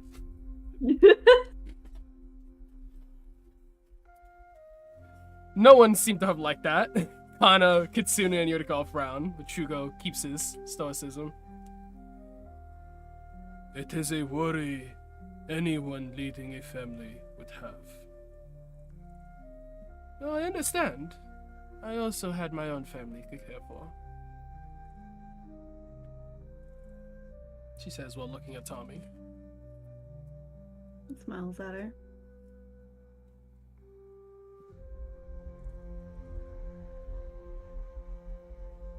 I would like to mend things with Tetsuya. I know I am not the person to do that. But if he would give us the chance to make things right.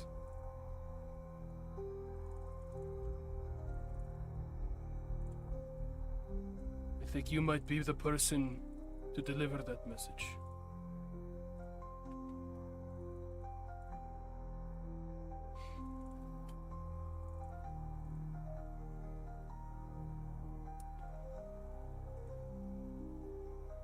At some point, we need to get together with Tetsuya and talk this out. Agreed. Would you threaten him if he denied your hospitality? Mika shakes her head. He's looking at Shugo. Oh. She still shakes her head. He ponders that. Takes a good 10 seconds before he shakes his head. I cannot risk the Ritsars being in somewhat of covert disdain for the Japanese. My clan is vulnerable.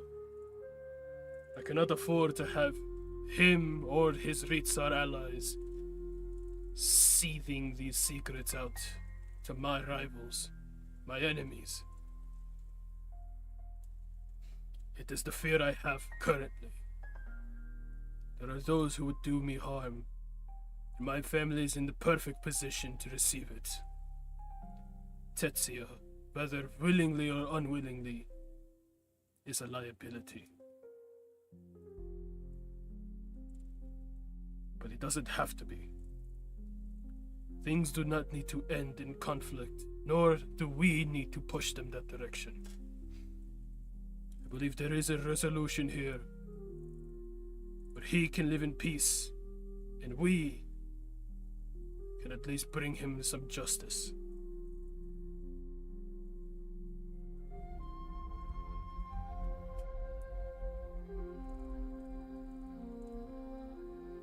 So you'll be doing this. Whoever's worthy. Or no, because he was not told about like will be the heir, right? Yeah. He was only told like they can't have kids. Can't have kids. Shugo pointedly kept that out. Okay, cool. I'm glad I double checked on that. But Mika did slip whatever she said before, which is why Shugo glared at her, Mm-hmm. implying that somehow this arrangement in some way affects who becomes Avatar. Right.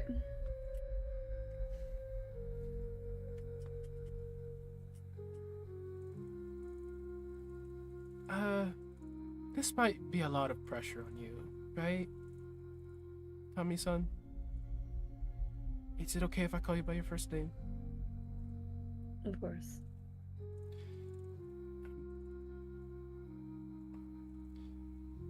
The other suitor I had in mind was Cyrus, but I don't think he's the kind of person who gets married.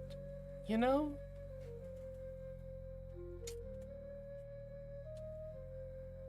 Mm-hmm. And you're really nice. You the first time I've heard this version of you talk this much. She kind of like shrugs.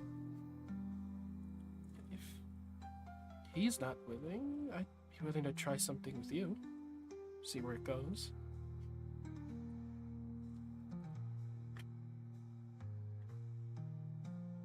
He looks to Templar. Kind of with that silent question of like, what is she thinking of this? Has her arms crossed, finger tapping on her bicep.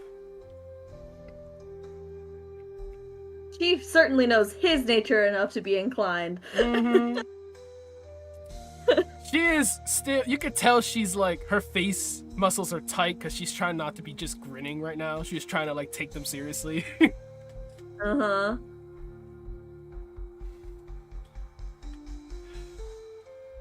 This definitely requires some careful consideration, I would say. Then again, I am not the one who controls you. So, all I can advise is that you think this through very carefully, as I'm sure you don't want to hurt Lady Yorika's feelings, and neither do you want to hurt your old friend's feelings.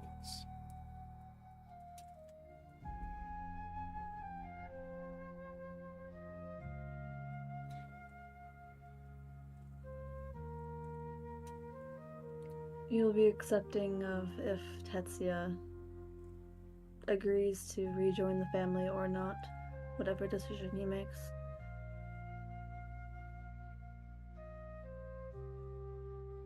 He's looking at Shugo. You asking him this? Mm-hmm.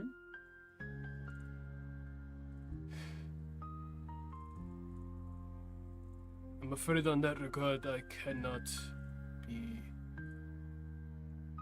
patient. The invasion is coming soon, and I do not plan to sit idly by. Should I fall, I need to know who will replace me as head of my family and as Avatar. These arrangements ensure that a proper line of succession is respected. Ensures that there is a stability in place, that there is no one clamoring to fill this vacuum, plotting against my children, my child, or my niece. I do not know Tetsuya's nature, or which is why I must be cautious of him. But I trust you, which is why I've asked you to bridge this disconnect.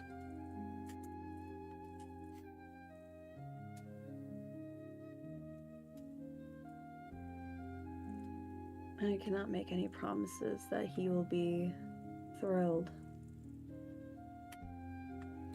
at the potential reunion between you and him.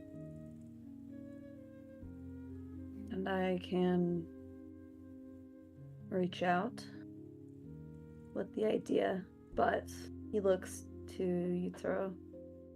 I think he needs to hear it from you that you want him back and have an explanation for what happened.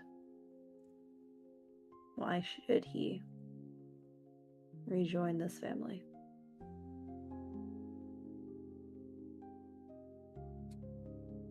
Yutaro, like, sucks his teeth and looks at the table, taking that in.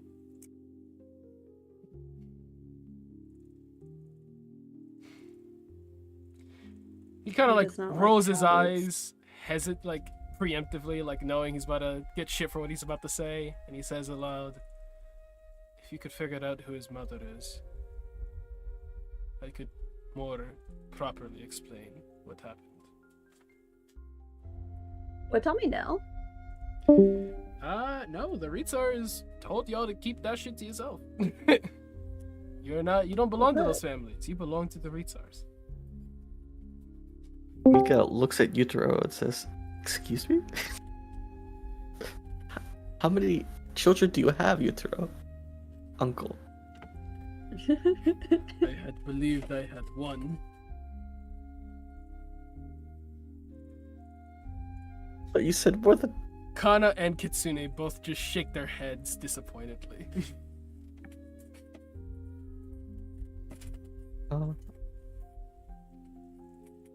Like, the realization hits Mika, and she mirrors her mother's expression.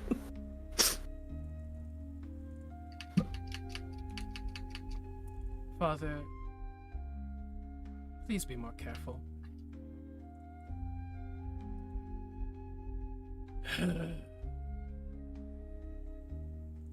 I will.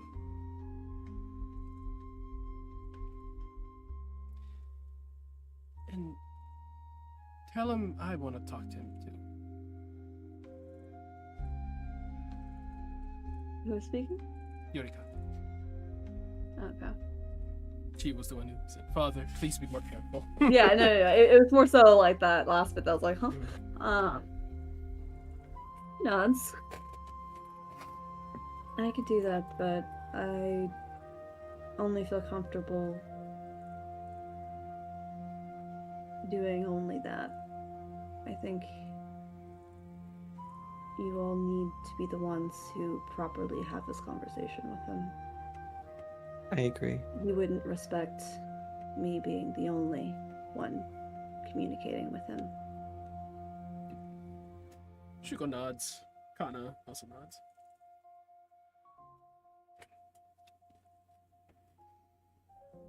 This is a family matter, and he is family to you. I can only hope he sees it that way. He very well may not, but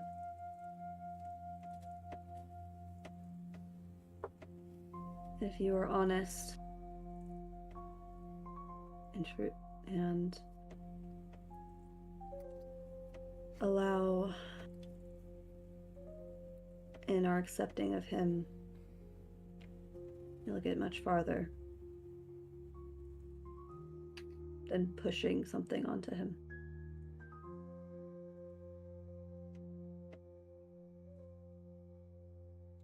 He may not have grown up with you, but he is a very honorable man.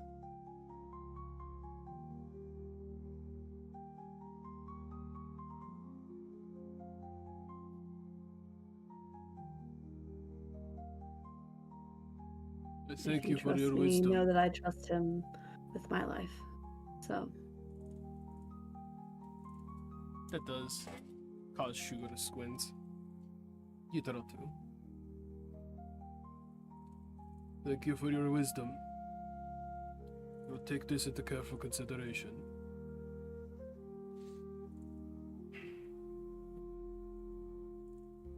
I'm willing to get to know either of them in the coming weeks or month or however long it takes for you to make decisions. Mika shakes her head, says, ultimately it's up to Yorick and Tetsuya when that goes along. It's not like we can make them get married. Regardless. If it's a mutual, yes.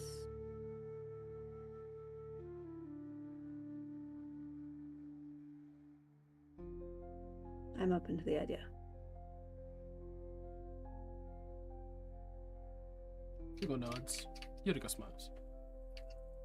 Templar, how do you feel about it? Rich is a grown man. He can make his own decisions. I would only say the same in the regard of how both parties are consenting.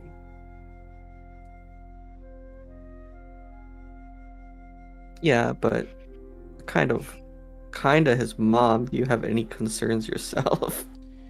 Well, I don't know, Yorika. I would be more encouraging of a union between him and Tetsuya.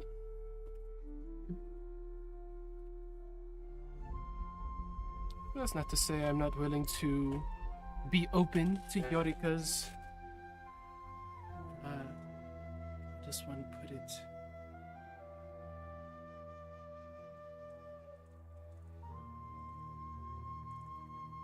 She doesn't have a good way of putting it. Like, you know, if she is wife material, then hooray. Hooray! At the end of the day, just want going to make Tommy the happiest. She looks at Yorika past Tommy. So as long as you're not going to hurt him, I have no reason to look down on you. She is immediately horrified.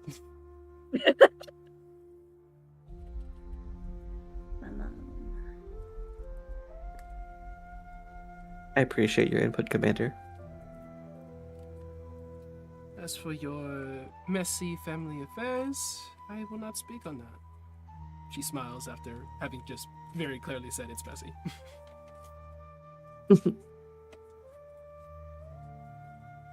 I appreciate you taking the time to come witness the situation. Do invite me to this, what do you call it? Court. Yes. Do invite me to court more often. I love watching, listening.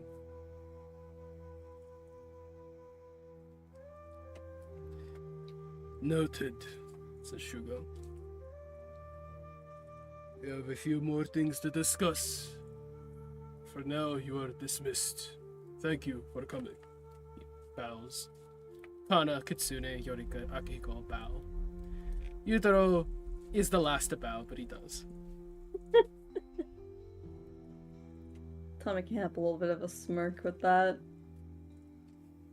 His relationship with this man is just so funny to him. He will bow back as he stands. Thank you for thinking of me so highly to consider me for such a important thing. Nods. I wish you luck with the rest of your meeting. Stands, salutes Shugo, gives a general wave to the rest of them, and we'll leave with him. Yep.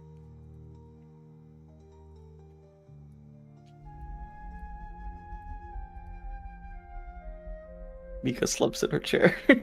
way that Glitch and Templar are about to have a conversation post this shit. Now that's a good lead into their therapy. Yeah. Back in the meeting. I suppose we should call for Cyrus next. Yorika sighs. Just don't be mean to him.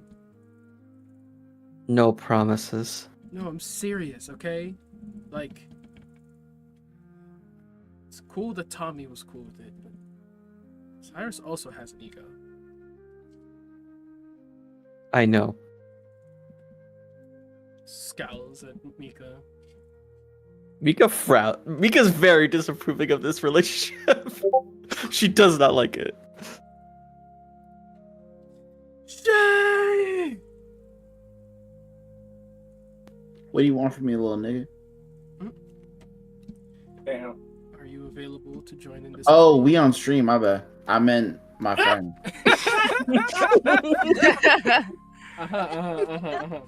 Yeah. That joke was crazy. The quick gift of gab. Are you available to join this conversation? I will be in like 30 seconds. Actually, yeah, I guess I am. Okay. Cyrus gets a call from Shugo. Cyrus gets a call from Shugo.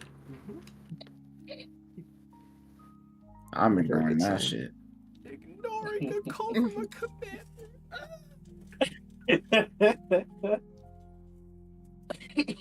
He did not answer. Oh well. I'll call him. Yerika calls him.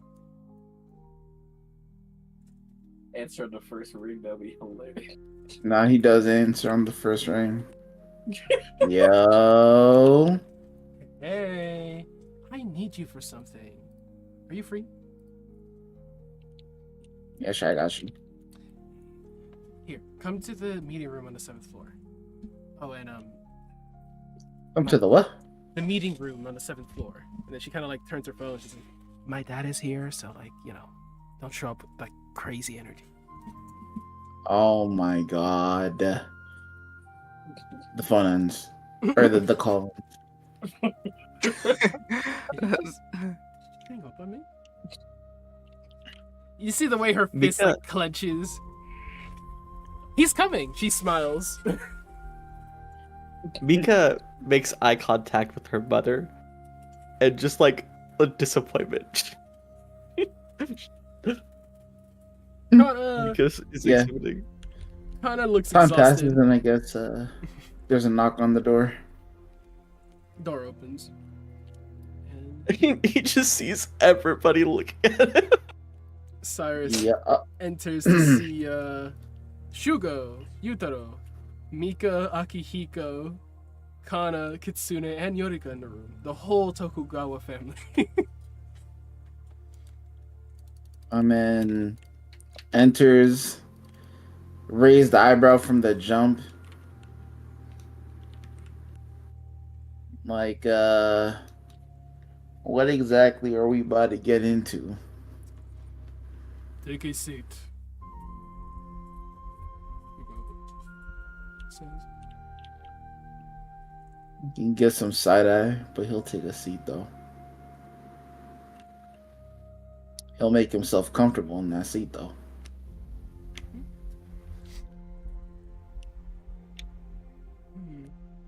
I remember this one now. Kana says.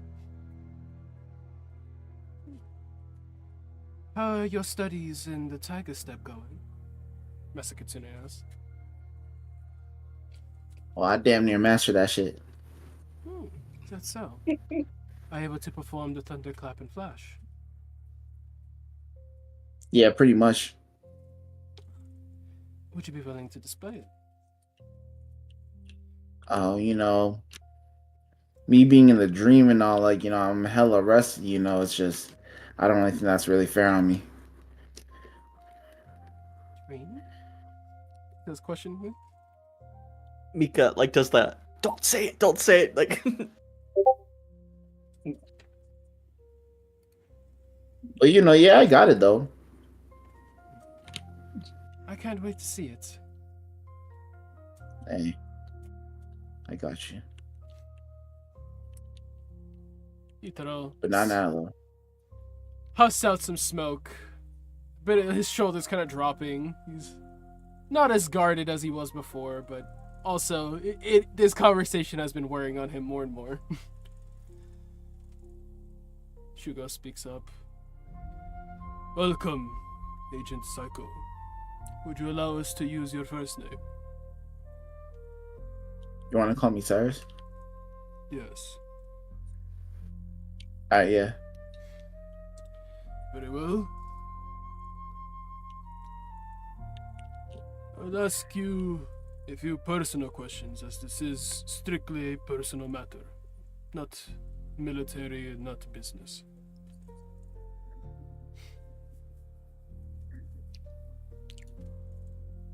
Okay. I mean, yeah, bro, you got it.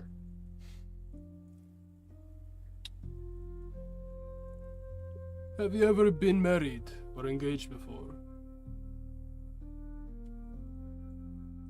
Who's asking this? Shugo.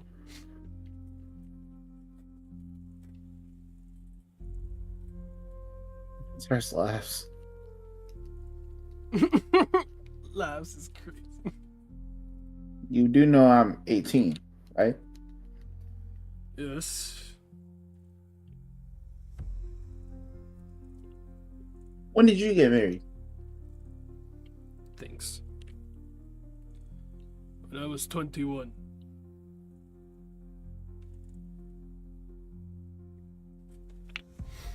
Wow.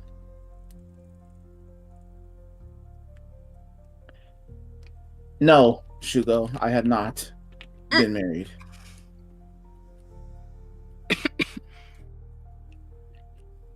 The way Kana's eye twitches. Well. Very well then. What is your opinion on marriage? Would you ever consider marrying yourself? Or is that something you have not yet considered?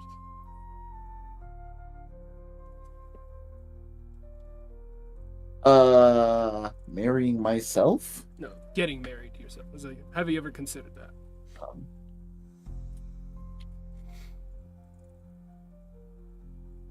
Cyrus's eyes squint and his head kind of goes back.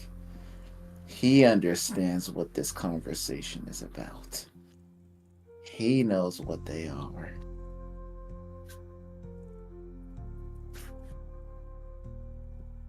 And he says, I'm not opposed to it.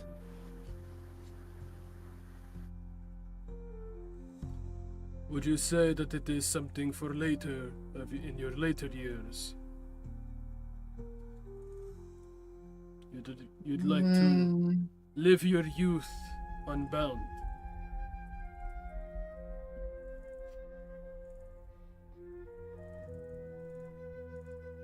Cyrus is looking at him like, what's the right answer? That's what he's trying to figure out. Well, welcome to court. The questions So are he's never gonna be pondering. nice questions. He's pondering. And he's like,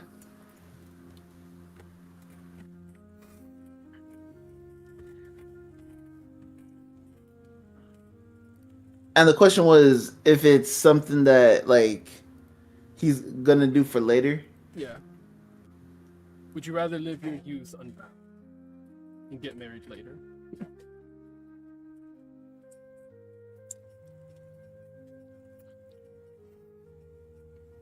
I think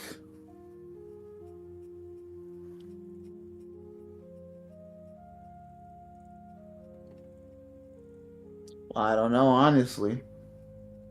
I am 18.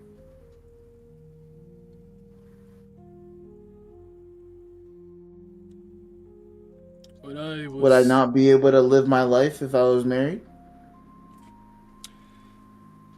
Marriage is a great responsibility. In some ways, it does limit you. But in other ways, it gives you clarity on what it is that you want.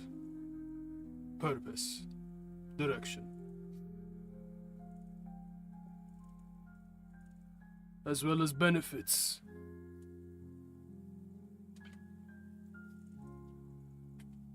Go on. He looks to Yorika. Looks to Psycho. With the war looming so close, my clan faces competitors, rivals, enemies. Those who would call us weak, unstable. I wish to silence those naysayers by ensuring our clan appears strong, resolute. For that, the heirs to my clan must get married. Cyrus looks over to Mika. Well, congratulations then, I guess, right? You know, that's way to go, Mika, being a overachiever, you little proactive,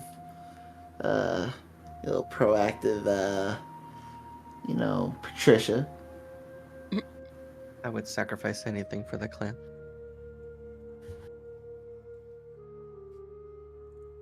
Cyrus fake smiles at that. He looks to Yutaro. And Yutaro speaks up. You see him rest his head on his chin, has this slight, bastard grin as he squints at Cyrus. My daughter is unmarried, and you are a warrior who has caught my eye.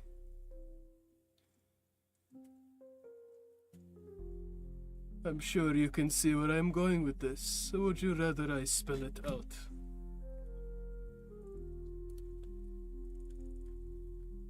Nitro, how old were you when you got married?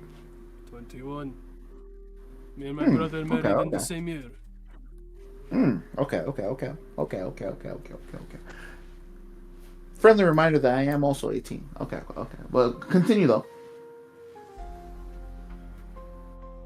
My daughter is 19. And we have less than a year before the fate of our very existence is determined. I'm sure you can understand the need for stability, clarity, purpose. And we, the Tokugawas, are very powerful. It's a small growl. You see smoke leave his mouth when he says it. Powerful and connected.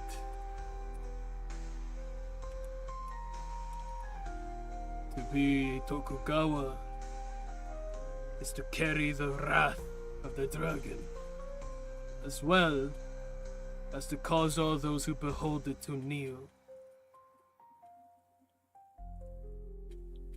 Does something like this interest you, or are you a man who prefers cheering crowds and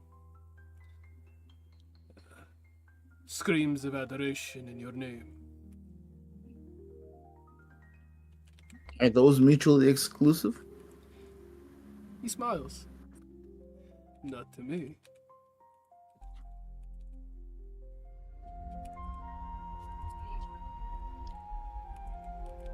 Cyrus shrugs. I don't think they are either. Unfortunate that such an opportunity has presented itself. Would you consider taking my daughter's hand in marriage? Yorika looks at him, smiling, batting her eyes.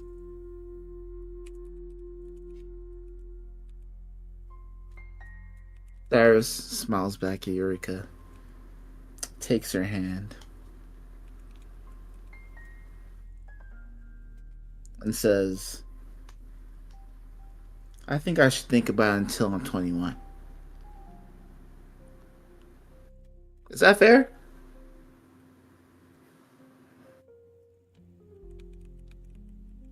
Hmm. You would have her wait for you.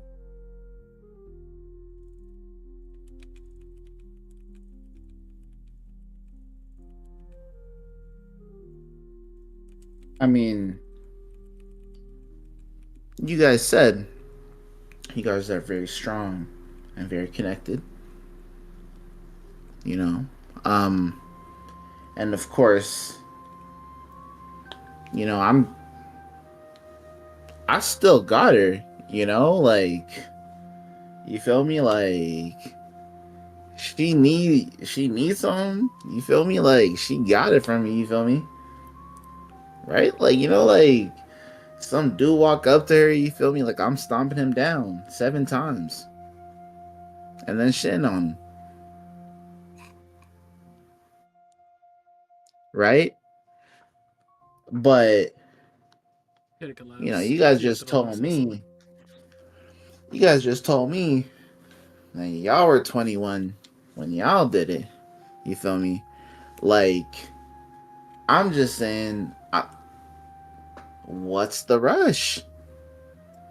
Well, the rush in this particular instance is the invasion.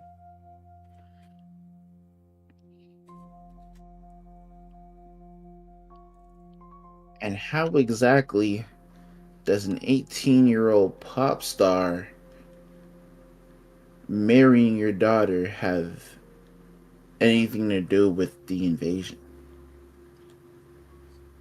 If Lady Yorika is married sooner, the better. It will allow us enough influence, and the possibility of an heir as well secures the Tokugawa reign over the Dragon Clan. Ensures that there is not another family who wishes to challenge us. Additionally, it improves our connections.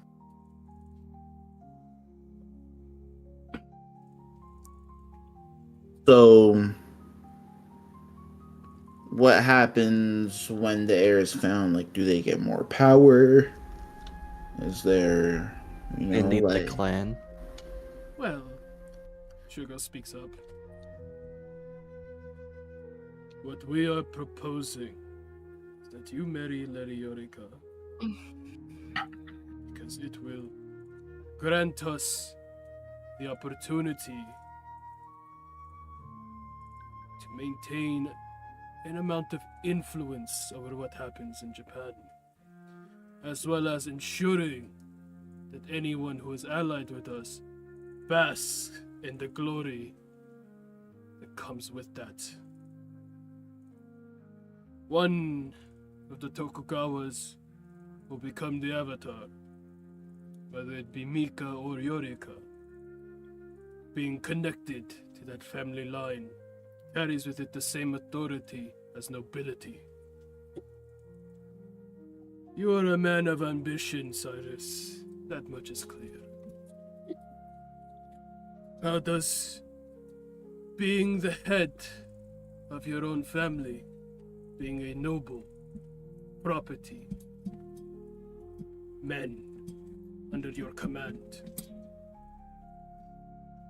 lands and titles, as well as a proper claim to take that from others, should they ever dare oppose you?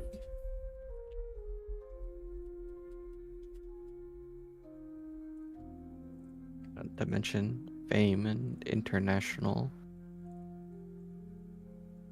influence. He already has those things. I need to show him a Right. bigger picture. Maybe he wants more. Mika shrugs. Oh, the position will come with more, that's for sure, Yutaro says. But we are offering a chance to play a Game of Thrones, as well as the opportunity to perhaps have his heir be Avatar one day.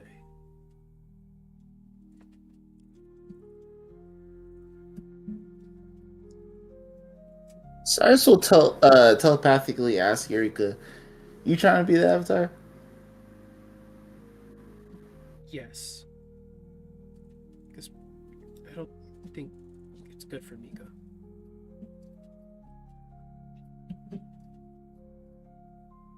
Wait, she says yes. Mm-hmm.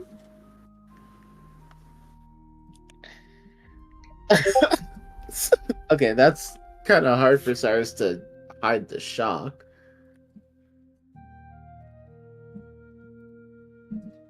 She's really struggling Oh. with this, and I don't think it's healthy for her. So I'll do it. She Have can you still told be her that? She doesn't care, I think. She's, struggling. We haven't really talked. Ooh.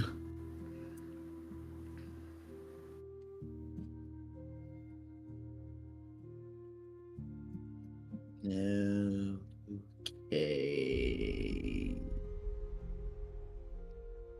Keep the Wow. telepathic bond with her up. Yeah. She thinks to him, listen. I am greedy too. She smiles at him. And she slowly starts to kind of glide fingers up his arm. Wouldn't mind sharing our marriage bed every now and again. Those who aren't, those who are worthy of us.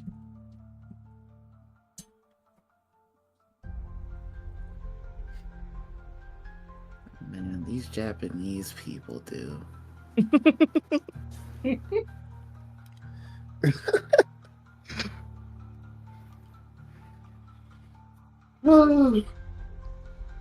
Okay, do I have to like make a decision now though? Like you guys had until like 21. Like I can take some time, like Was that in character? yes, no, that was in character. Mika says, "Yeah, you have months to decide. You're not in a rush." But understand that you are not the only suitor we are considering. Yeah, only the best one. The best have not always arrived in time. That sounds like coke to me.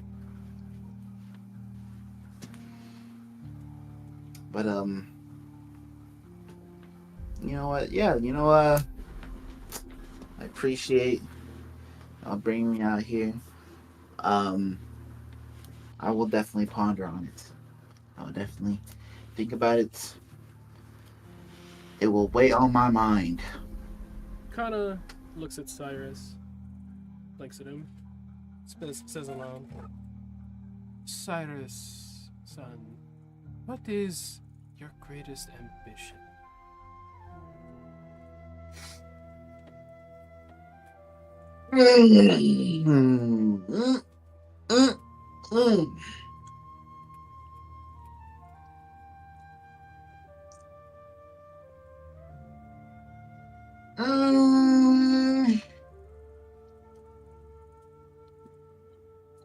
If Cyrus were to not necessarily make an insight check, but if I were to scan the room right now, how does everybody look? You feel me? You can make an Are insight there check. people that are upset? Are there people that are, like not happy that I'm here? Mika isn't actually upset with Cyrus. She's not even really looking at Cyrus. She's just like staring at Yorika.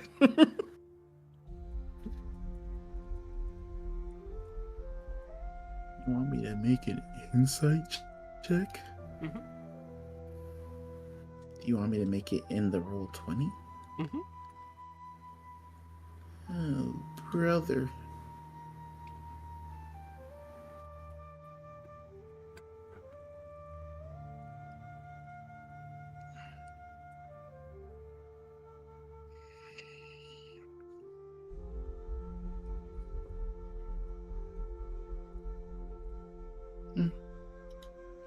Mm-hmm. Mm-hmm.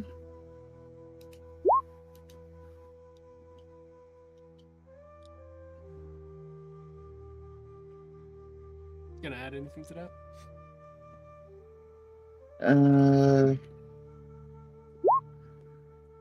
No, I'll take that. I don't really care. Actually, this is downtime. I'll put a bardic inspiration into that. Okay.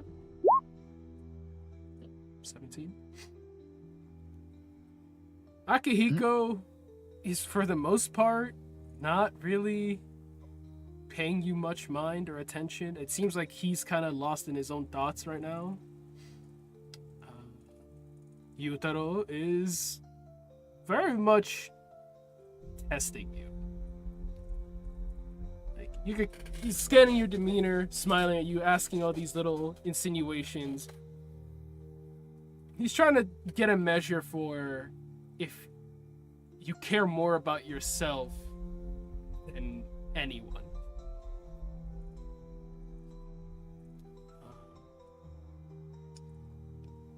Shugo, from how he's spoken, you can glean that he understands you don't care about Yorika that deeply.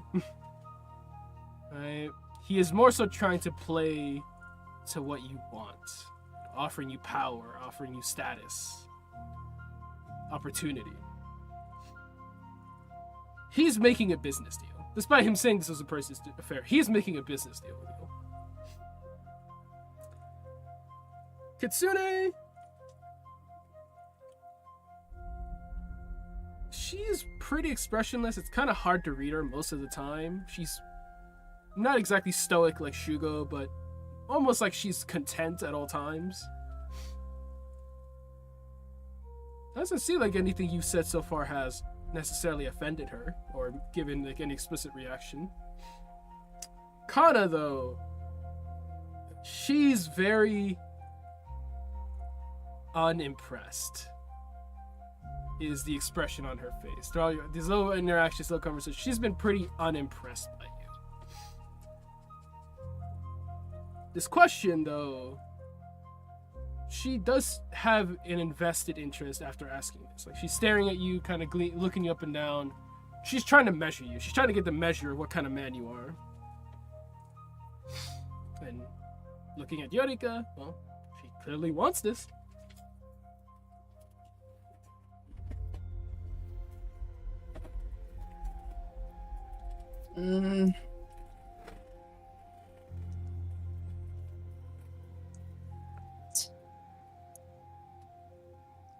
I just want to be great.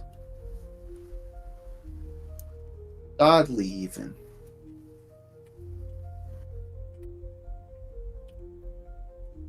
Tsune asks, "You wish to be on par with the gods? Or revered as one?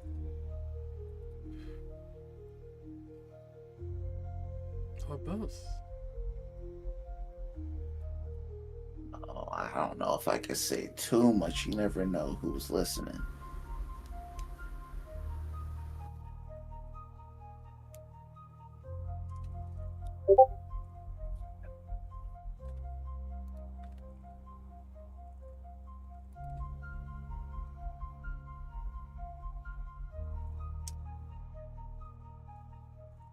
Do you believe we're going to defeat the invaders?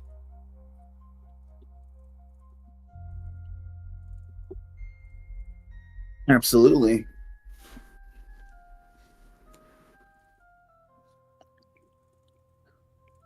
Do you believe the future following this invasion?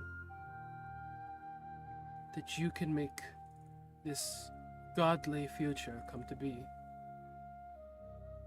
You have that much confidence? There's not a single doubt in my mind. And you think you can do this alone? If I had to.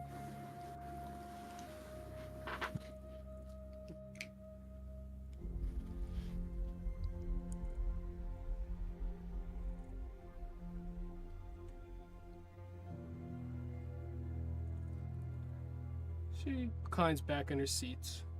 You can see the hologram, like static, flashing as something enters her space, and you see the little dragon Katsumoto floating around her. Seems to be messing with her holographic scanner. And she quickly grabs it and then pulls it down to her chest, wrapping it around her.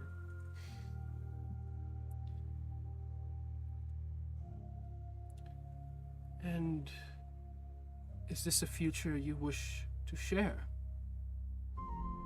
As in, do you see yourself having children?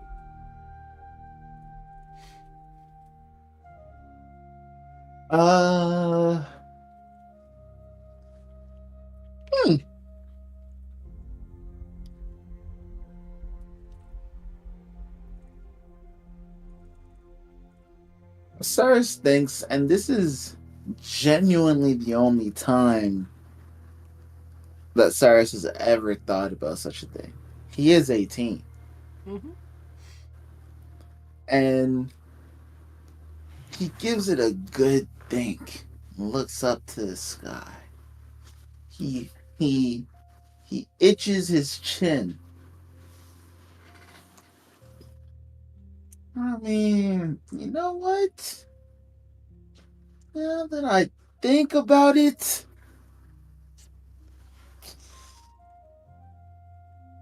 the greatness does gotta continue.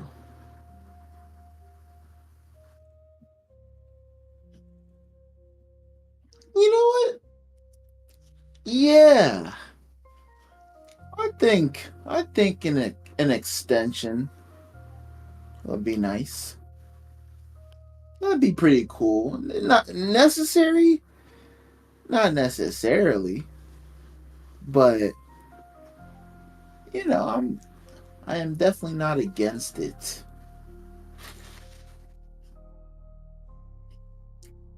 The idea intrigues me.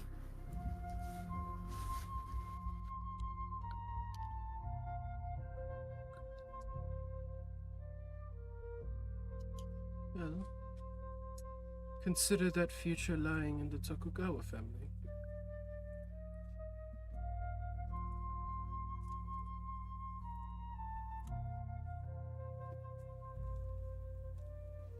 She turns to Shugo, nods. We will give you some time. Well, I will say you are dismissed for now as you consider this proposal. As we've said before, the sooner you determine your purpose, the sooner you can bask in the glory.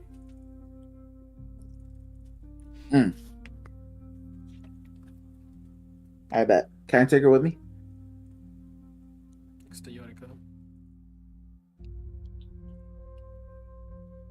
I suppose that would cover everything this meeting needed to address.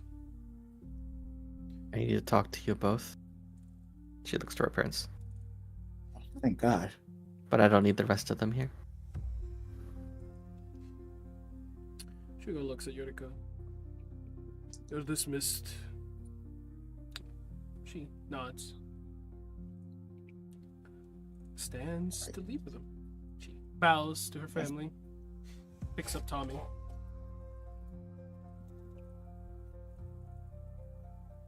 Yeah, Cyrus pulls her out of that room. Very excited. He wants to do naughty things. Pull her out. Immediately, the first thing she says, so what's it gonna take? What is it going to take?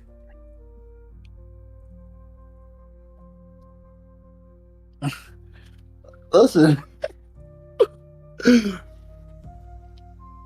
Give me like a week at least, please. Mm-hmm. I just came out of like a 3-month, however many days it was for me at least, dream. Haven't seen you whole time. Like, can it wait a week? He is just confused.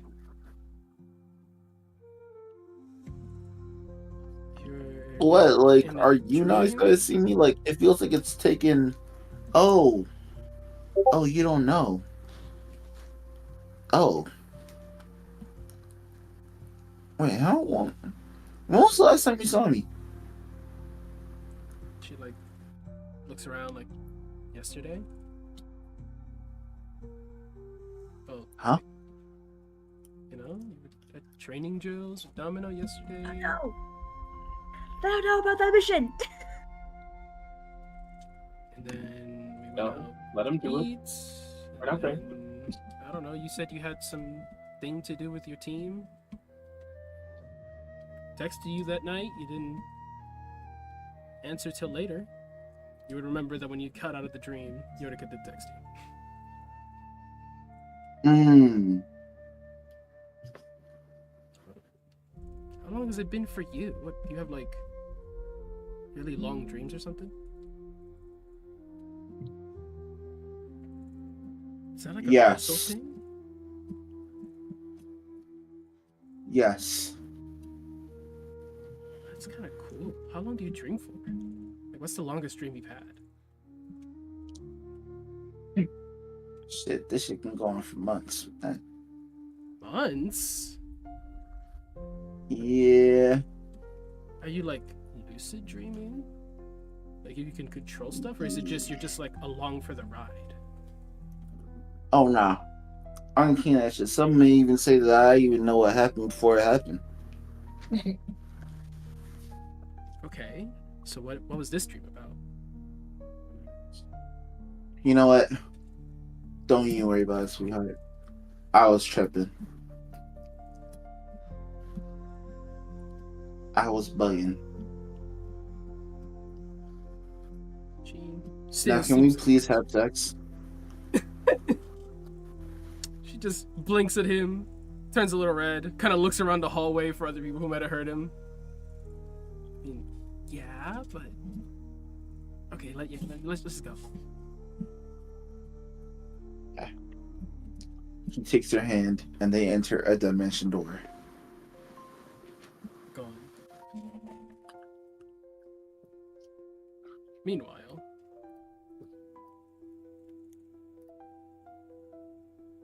Is there anything else any of you needed to talk about?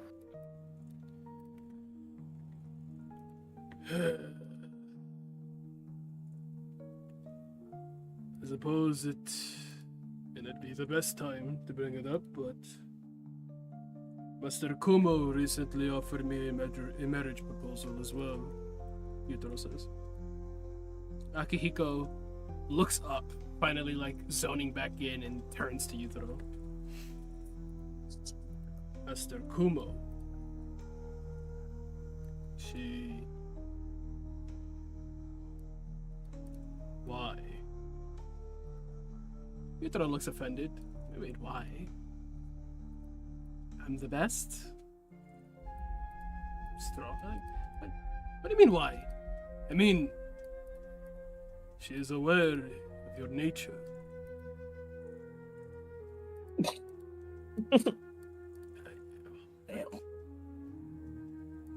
I mean, she didn't seem bothered by that. Yeah, she's aware, yes. And she knows you cannot bear children.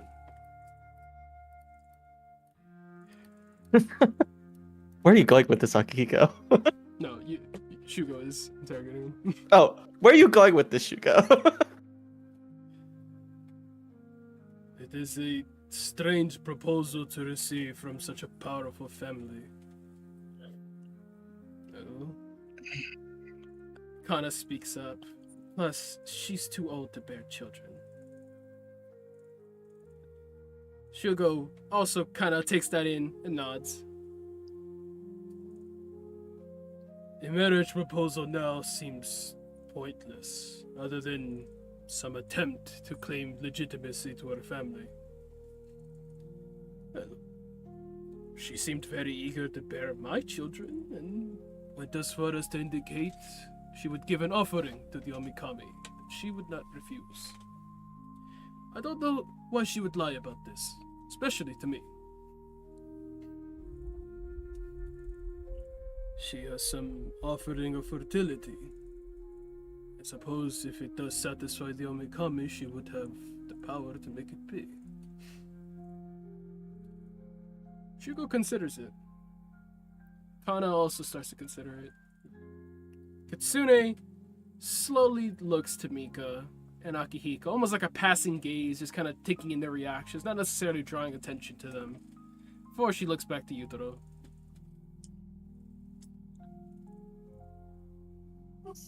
An arrangement with Master Kuma would prove very fruitful for the Tokugawa family and the Dragon Clan. If you can produce heirs as well, it would give your offspring some claim to the Kumo heir, to the Nanako family. I think that's her name. No, her name's Takara. Takara family and the Spider Clan. Mika finally speaks up and says, I think there might be problems with that.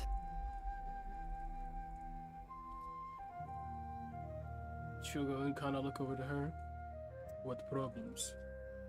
I can't talk about it right now, especially here. He squints.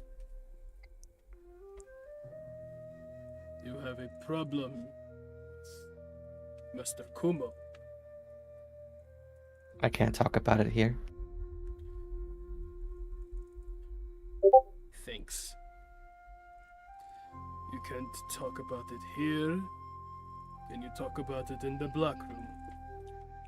Yes, I could talk about it in the black room.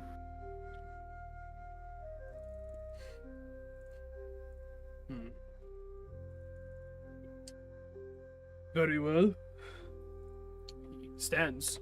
Shugo, moving out of the room. Kitsune standing. Yutaro as well. Mika raises her head like, you all can stay here for a second. I'll just explain it to Shugo. And he can explain it to the rest of you later. Squints. If that's alright. I'll be back in a moment, I'm sure. They all sit back down. You know, I think I should be privy to this as well, considering, you know, what was just mentioned. Yutaro says with a grin. Oh, I'm sure Father will talk to you about it.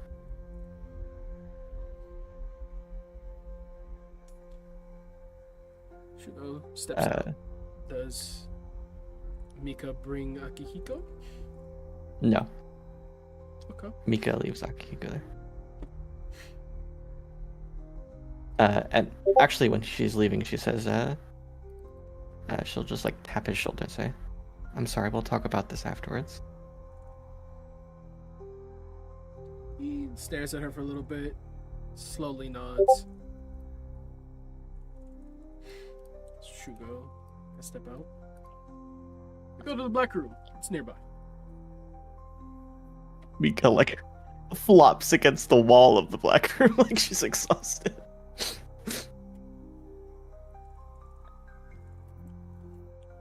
Right. The problem with the Spider Clan. She looks around for alcohol and doesn't find any, so she just like flops down in the closest chair. And she says, you might want to take a seat. This might take a minute. He takes a seat beside her. So, I have limited ability to explain this to you. Some of it's not information I can share. You do realize Spider Clan. I am your father and your liege lord. It is information that would threaten my life and likely yours if I was to tell you. Not that if I could tell you, I would. But I'll tell you as much as I can. Speak. I'm sorry. She bows her head, like, knowing she should be just telling him the whole thing. I have promised to multiple people and multiple organizations to remove the Spider Clan. Mika would have left her headset, by the way. Yeah, I assume Out of the- Hugo also left his Yeah. outside. He squints, immediately surprised by that. Whoa. Many reasons. I'll go over the basic ones. They slaughtered Akihiko's family. Blinks.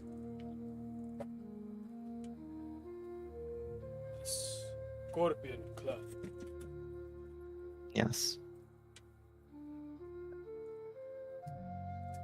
That would explain some of his. Go on.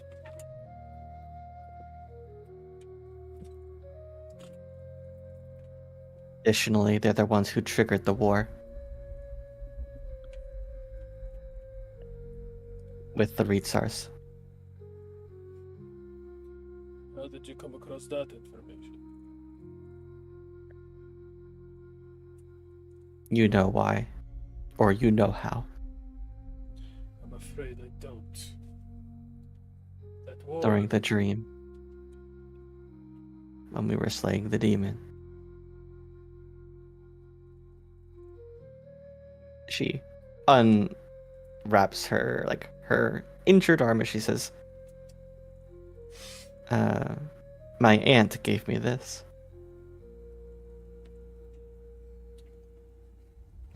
Looks over the wound. You'd seen it before at the med bay.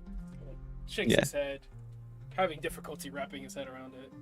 I don't understand. The dream walk showed you the past. She's probably breaking protocol when she says this, but she doesn't give a shit. She's just gonna do it. She says, well, we went through Tommy's memories. Yes. And So he stops himself. His past with the Reitsars. You did not see the past he had over the last 4 months.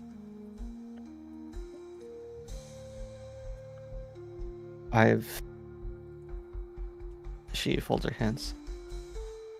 I saw Tommy slaughtering scientists and doctors, or not scientists, but doctors and people in a camp. Of Dragon's I saw. Reach. Yes. I saw my aunt. I saw a lot of our clan there. I saw Yutaro. Uncle. Because Tommy, his memories extended as far back as Dragon's Ridge. No, they went further. After Dragon's Ridge, Tommy fled, and the Spider Clan chased him. Eventually, the Spider Clan caught him, but also caught the Barrier Knight and the Barrier Knight's master.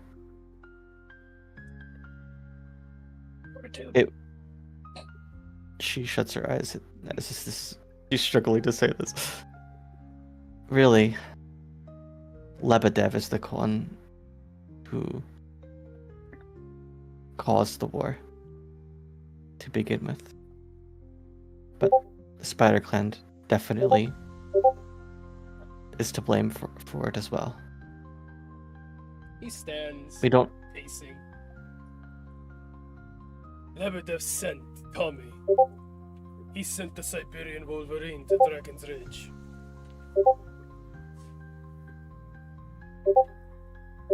He said he needed a doctor. I don't know if it was on purpose, but he's still at fault. Fault? Of course he's at fault. Right? Stops himself. It's a whirlwind of news and information to wrap his head around. Mm. Did he order Tommy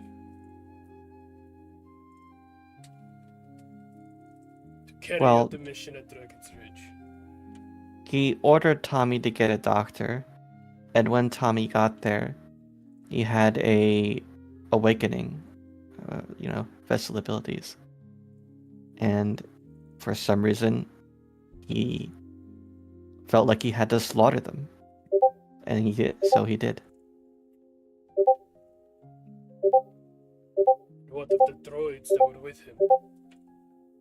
They supported him in that task. They could only follow his directives. But that's all too convenient. All too convenient. You have self-names.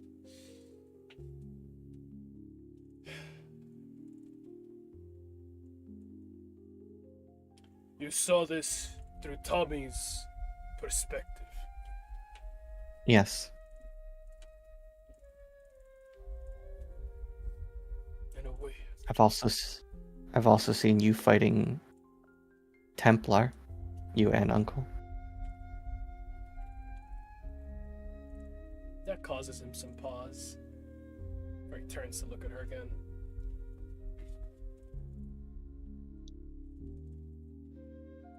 During the war, She nods.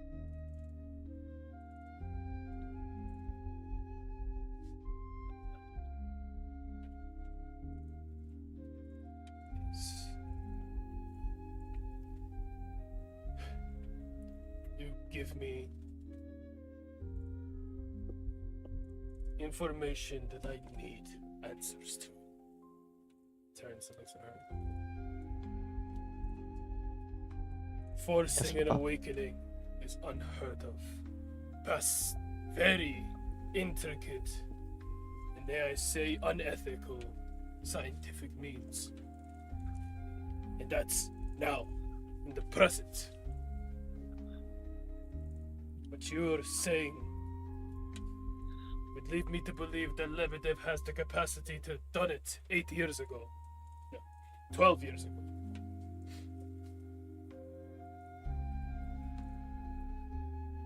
I don't know if he awakened Tommy or if that happened by accident.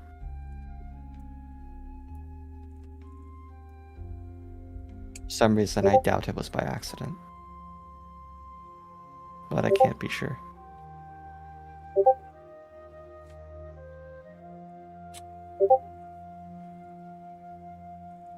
Lebedev.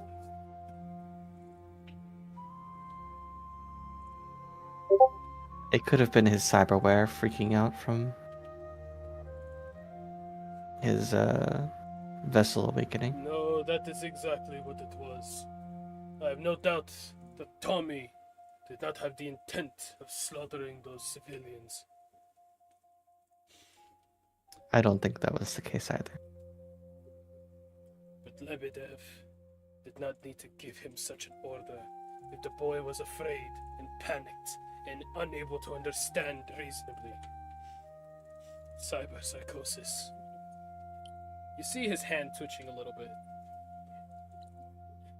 But I don't think Tommy's really the focus of the problem. That was just something important that happened that I felt like you needed to know about. And I think you should probably talk to him about it at some point. Ideally not. Ideally after the debrief. I would recommend you be there.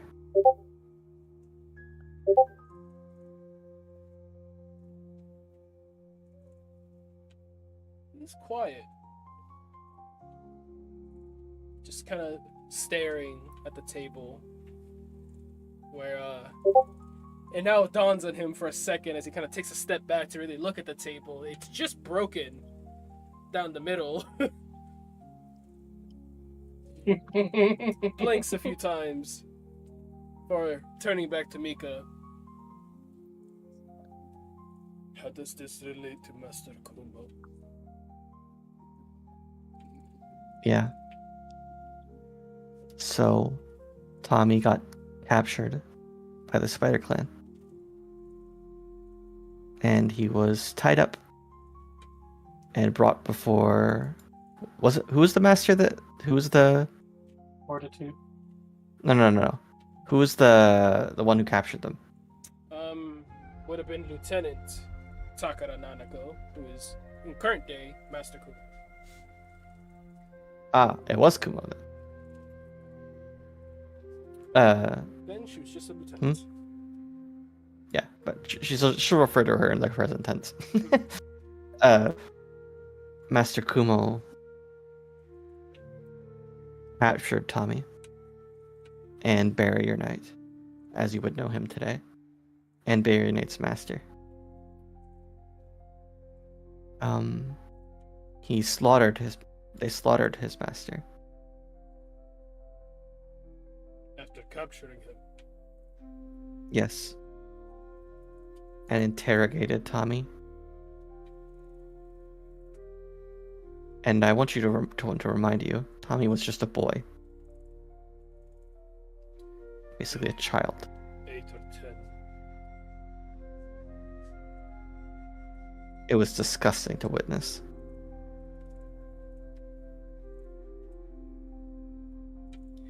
Pressure in the room builds to the point that you could see the visible heat waves coming off of Shugo. And with Fortitude's master taking out of the situation, and after your encounter with Templar, obviously Barrier and Templar were the ones who were going to eventually, take the lead. And after they saw what we did to them, and after we pressured them for what they did to us, all in a misunderstanding, the Spider Clan is responsible for this war. Lebedev, I think, is responsible for this war. At least in some small way. I've personally witnessed a lot of the conflict. And I've seen firsthand what the Ritsars are like. The fact that we fought each other is, I think, a tragedy. Especially when our way of thinking is so compatible. They are genuinely good people trying to do similar good to what we are. And the Spider Clan caused us to fracture and killed members of our family. Killed our people. Killed their people. So many people died unnecessarily because of that.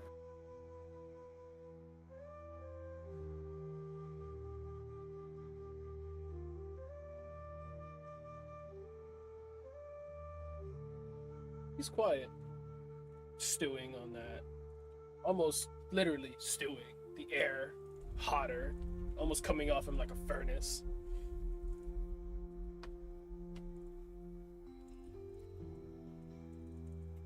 Takes in a deep breath, and then flames roar out from him.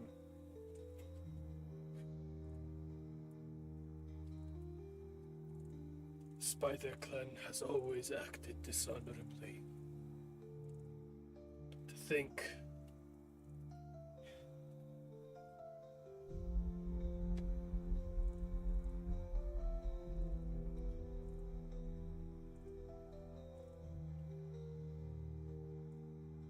who else knows this? Obviously the Ritsars. That's why they're mad at us. And Domino Squad. Everyone on Domino Squad. Akihiko as well. Yes, he knows. Tommy. He knows. He frowns.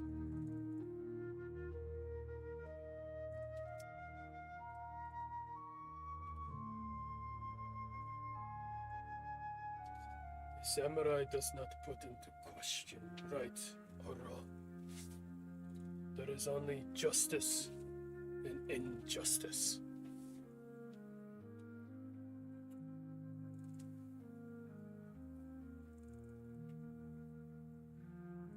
He takes a seat. The tension kind of fading quickly. As you can make an insight check. Insight or medicine check. We'll do insight. If you'd like to take that roll. Do I have enough hero points to re-roll it? Let me see. I don't have any hero points. I think I have an inspiration. I use my inspiration. Okay.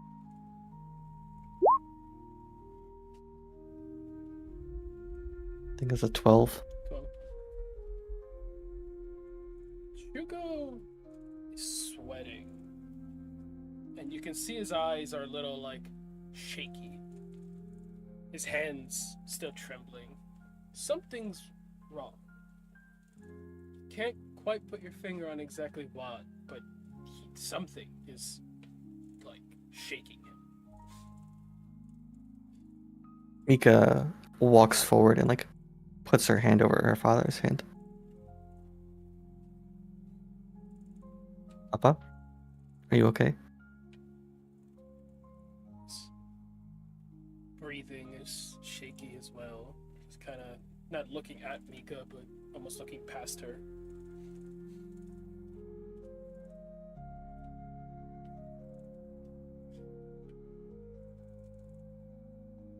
I sent him back there. Put him through that again. What?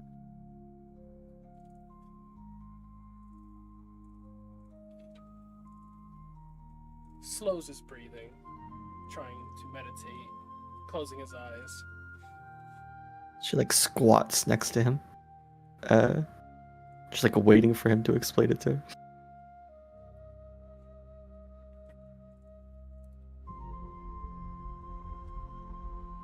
He's quiet,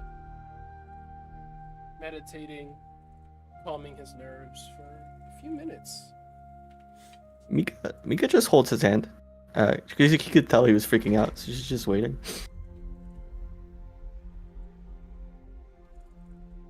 After a few minutes, slowly regains his composure. Looks around, sees her holding his hand, and will lightly grip her hand back. Forgive me. My mind went elsewhere for a moment. What happened? What happened during that war? There is no right side. But there is certainly one that committed injustices. Kumo. I will have her answer for what she's done. I ask that you bide your time. Wait, please, Father.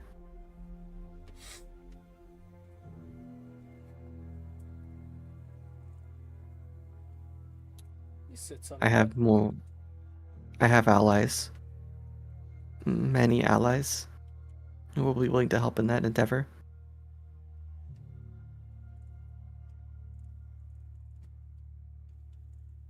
As do I. Our family needs to know this. Yutaro, Kana, Kitsune. We must tell them as well. There was certain information I didn't want all of them to know, so that's why I pulled you aside. Mission sensitive information, you know. Thanks on that.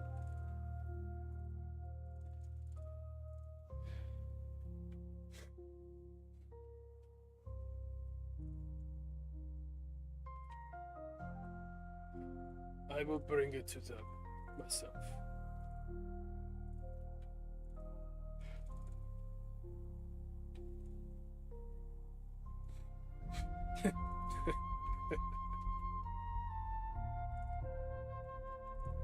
Yields her head. Like your uncle. Would very much like to hear this. He stands. Is there more? She contemplates for a moment.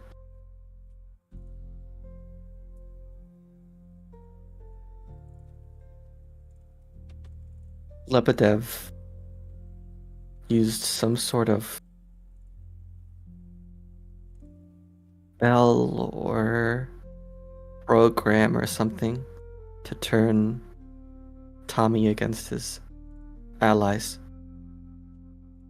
He goes And wide-eyed.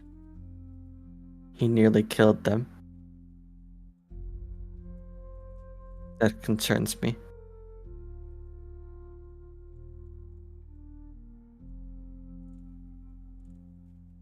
I don't know if there's any way for us to covertly figure out a way to get rid of that if it still exists in his system. Blinks. Do.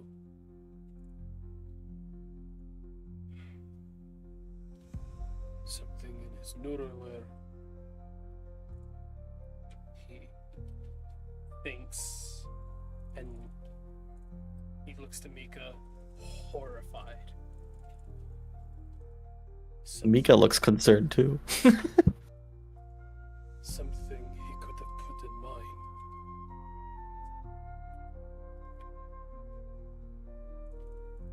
Yes, I suppose he could have. Which is why I think it's a good thing for you to look into. His fist I- clutches again. I need Raven. She bites her lip. I think you should invest a lot of time and resources into this.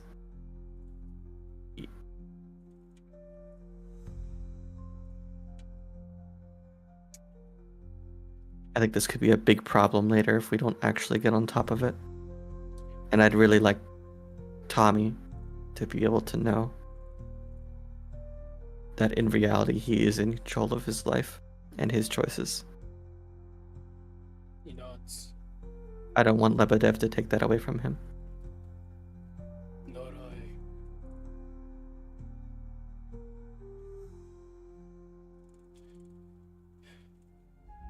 Is there anything else?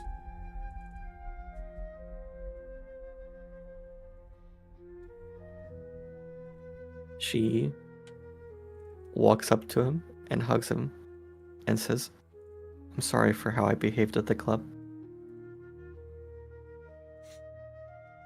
He hugs her back, squeezing her tightly to him. It's okay. I just want you to be happy, Mika. I feel like She every shakes- choice I make is the wrong one in doing that. I give you more duties, more pressure, more responsibility. I take it away, give you less to worry about, tell you to focus on yourself. None of it works.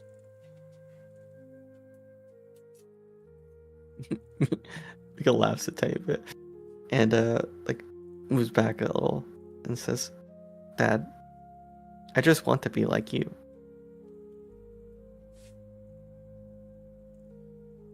Just not as experienced. Laughs a tiny bit. You can see just how many astronomical fuck-ups it took to make me who I am. I don't want you to be Well, like me. I want you to She be shakes her better. head. Far better.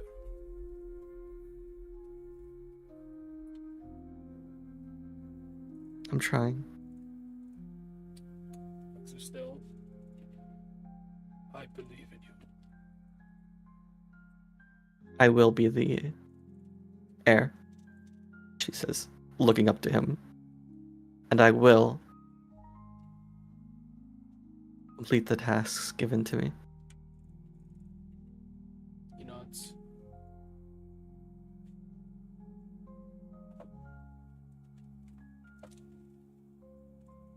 Now But- then, is there more? Is there more? She scratches her cheek. Yes, but you have to promise to not to do anything. Do I need to know this?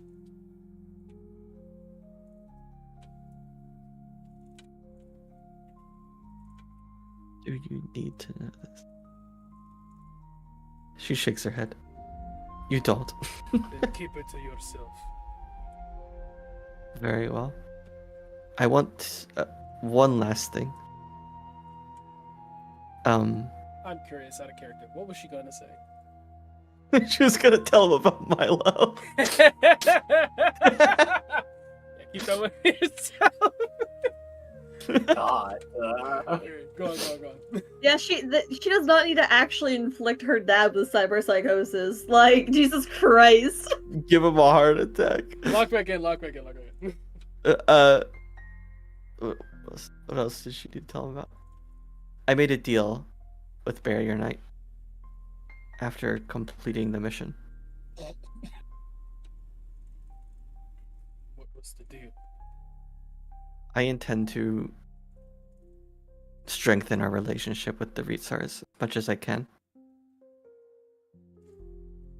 And after basically training and spending time with them for so long, even though for you it wasn't like that, I feel closer to them maybe than they feel to me. But I promised him that I would wipe out the Spider Clan for what they did to him.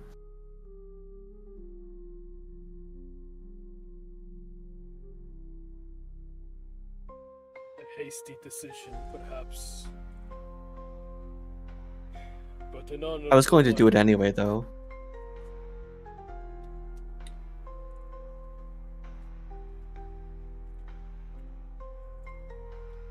He nods at her.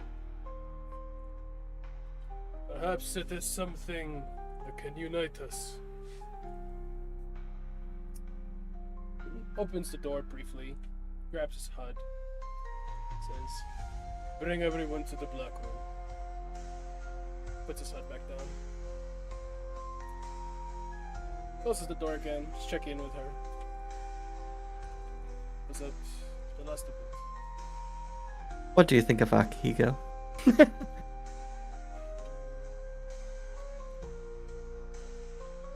He served honorably thus far.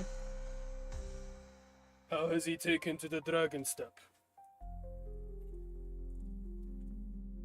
Still very amateurish, but he's getting there. He has an aptitude for magic.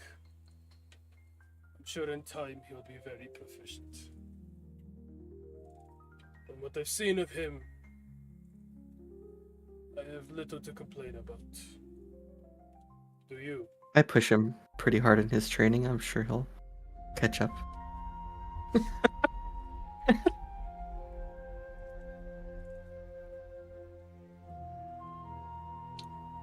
So long as he makes you happy, I will give him the benefit of the doubt. He smiles.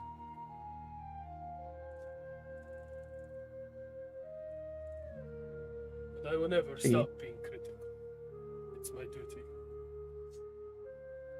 Of course.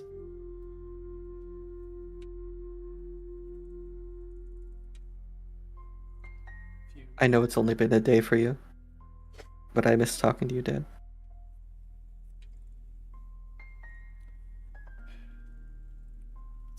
We have a lot of time now.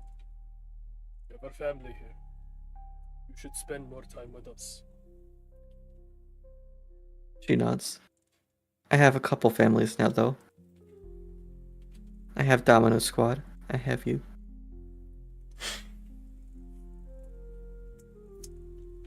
Nods. I have Akihiko.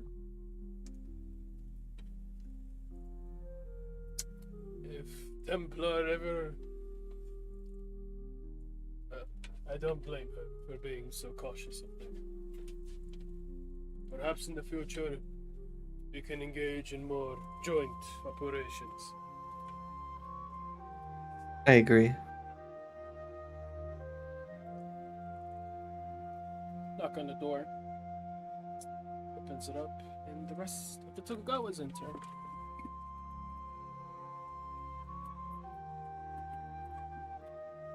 Shay, how long would Cyrus have Yorika out for?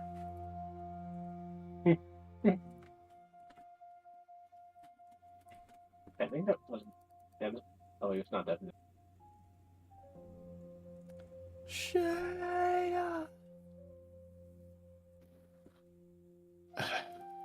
Why? She's called back, but I'm asking, how long would he have intended to keep her out for? They just fucking. So, like, if the phone rang, then the phone rang. That's funny. They best have their phones muted. I don't So believe. valid for that. What are you talking about? You work for the military, man. Simply even got the time for it. You Yeah, can't she do get that. the call from her family. Be like, okay, I have to go, but I'll be right back. What the fuck? Yeah, sorry. Kisses him, gets dressed very quickly. She rushes out to go join them. Okay. Hey, Twilight. Calls Twilight is crazy. That's crazy. Shows up. It probably takes like a little 5-minute wait for Yorika to show up. She comes in, kind of looks around a little nervously. Black room meeting? This different? What's going on?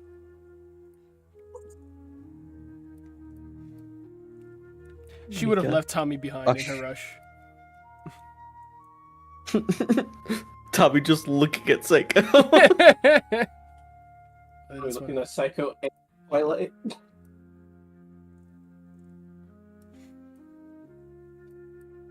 Take this.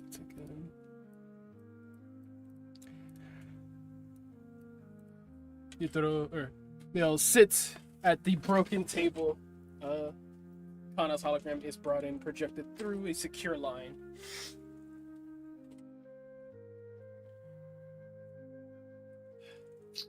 Change in atmosphere, change in tone, perhaps, brother. Mika has just delivered me the perfect excuse we've been looking for. Yutaro raises an eyebrow. You have reason to believe Master Kumo committed a series of war crimes during the war.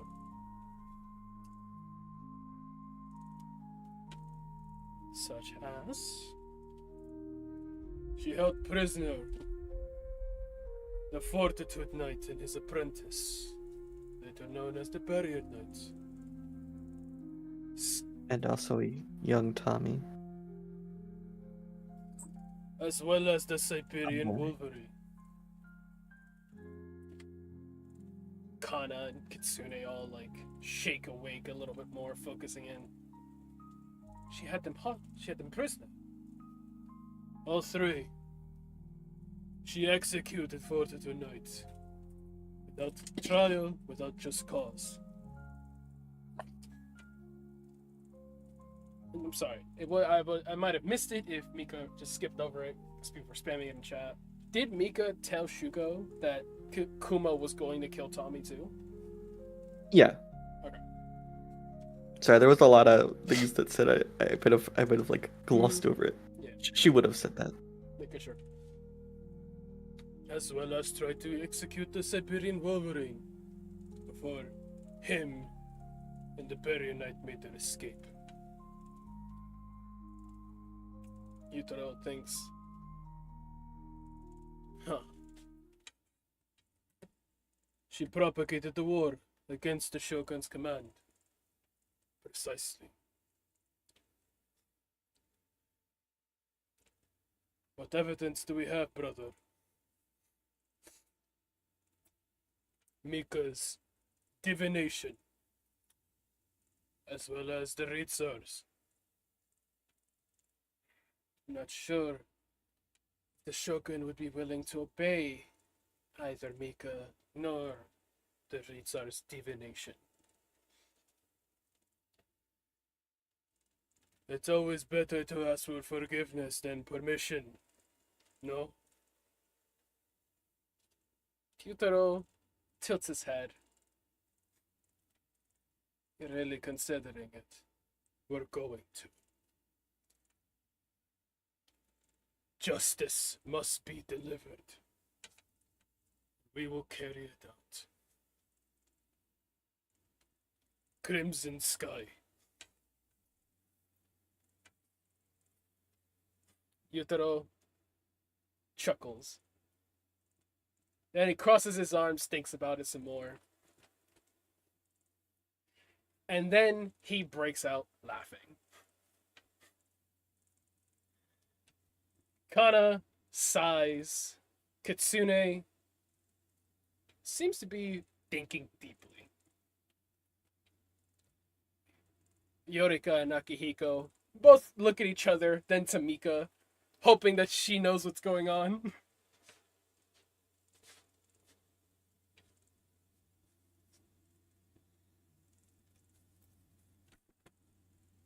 I presume Mika gives no reaction. She's giving the same stern expression her dad usually gives. And she's just like looking at him.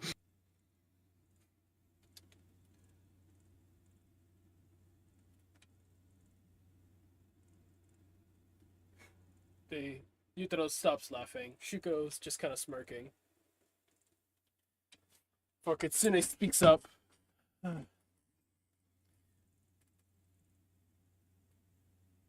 Is this the wisest decision? The Omikami demands justice be delivered. As her tool, I will do so. You men in your honor. Very well. Crimson Sky it is. Yutaro turns to Mika, puts a hand around her, kind of grabbing her shoulder, shaking her excitedly. Mika doesn't look excited. You wanted an opportunity to display your honor, your glory. You're getting it. She shakes her head. Chin up. You need to learn to love what you do. I don't love killing people. I love killing villains. And anyone who dares to threaten my family. But I guess that's just me, though. The worst part about killing villains, Yutaro, is innocent people get killed too. And I'm not okay with that. Shugo speaks first before Yutaro can. It is the price we pay to maintain our duty. It is the price we pay to ensure the longevity of our survival. The Spy the clan betrayed their duty, disobeyed the Shogun. And if he does not see it our way, I have grown tired. How many times she looks to Akihiko? How many families and clans are going to have to die before we change things so we don't have to resolve our problems this way? Akihiko seems to still be trying to understand what's going on. He is very shaken, kind of emotions all over the place. Looks to Mika.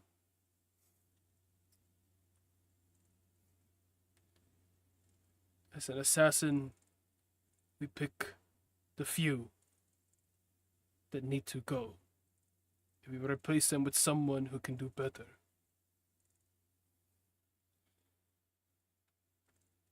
As soldiers, we take out the many that oppose us so that we can continue. Someone has to die. At the risk of sounding heretical, what if the problem is the system, not the people? To change the system, you're going to have to get blood on your hands. I know that.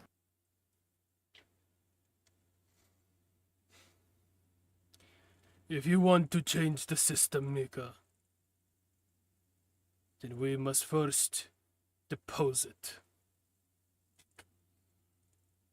This is a lot to think about.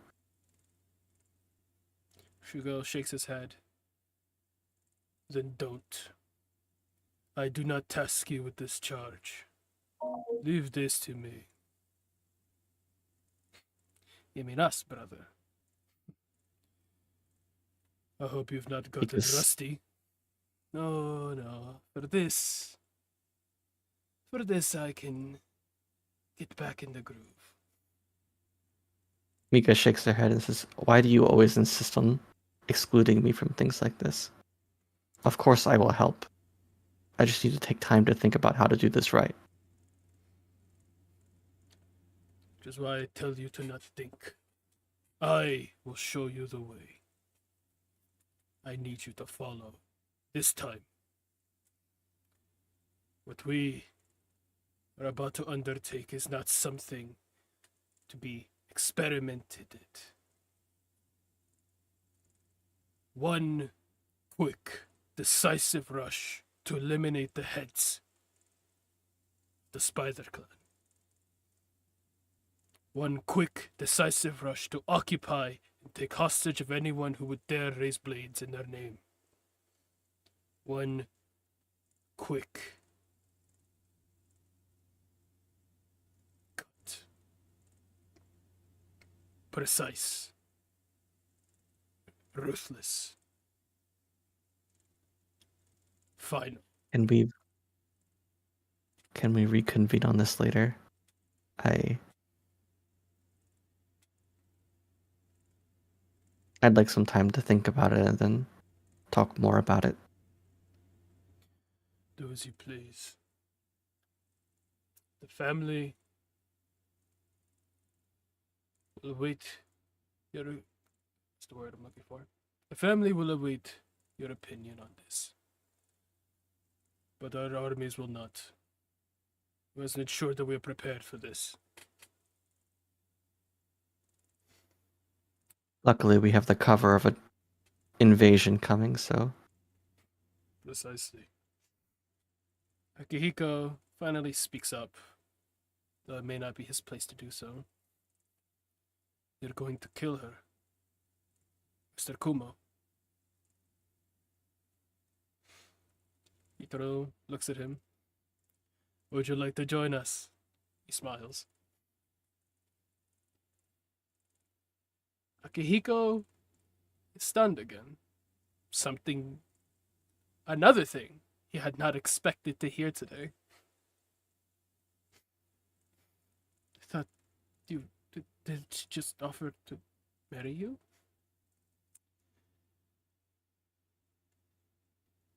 Nanako and I are, odd fling, I should say.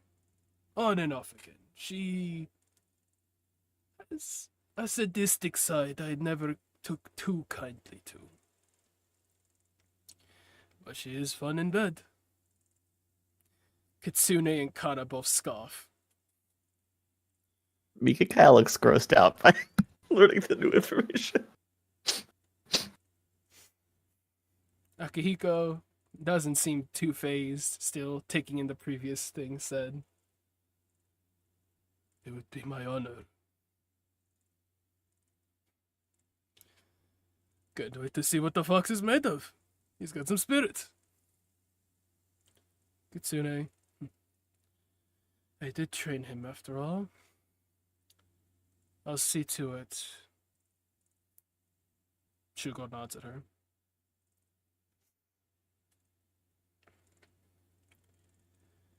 I believe that would conclude this meeting. We have many things to discuss elsewhere. Others we will need to call upon for this. Nitro nods. Might this be perhaps a bit... He shrugs. Unorthodox. She's still planning to marry. She still has the proposal of marriage on the table.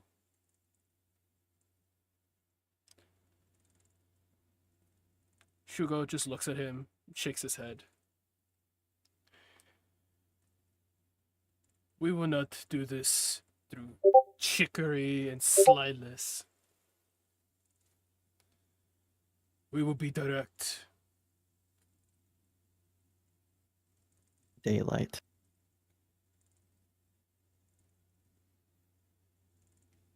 Throw nods. Figured that out.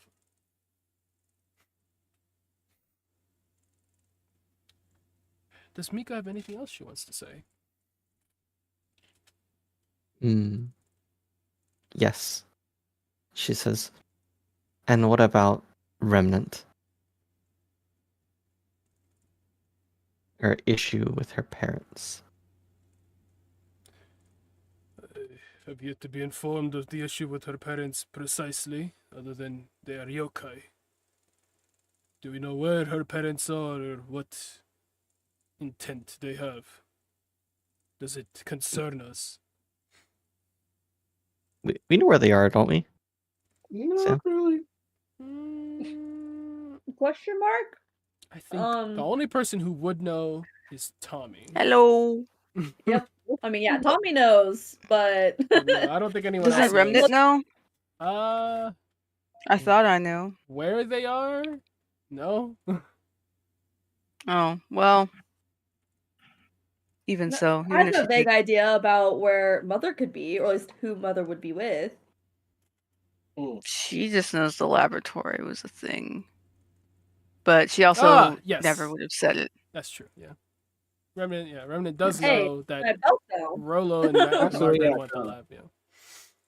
Oh wait, then Ray also does. Okay. But she's never said it. They wanted a What? lab, but they didn't necessarily say that they had it I mean, or were there. I think it's been enough time. They probably have it. True, that's fair. Mika. That's how Wherever she they sees it. wherever they are, I've seen visions of what they're doing. It's very dangerous. We can always deal with the Spider Clan later. They're not going anywhere. But I think helping Cordelia sort this out might be one of our higher priorities, especially since that's our specialty.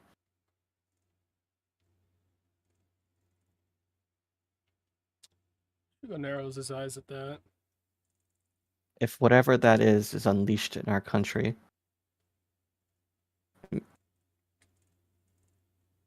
I don't know what precisely happened in Missouri. Like Missouri, it was Missouri, right? Maine.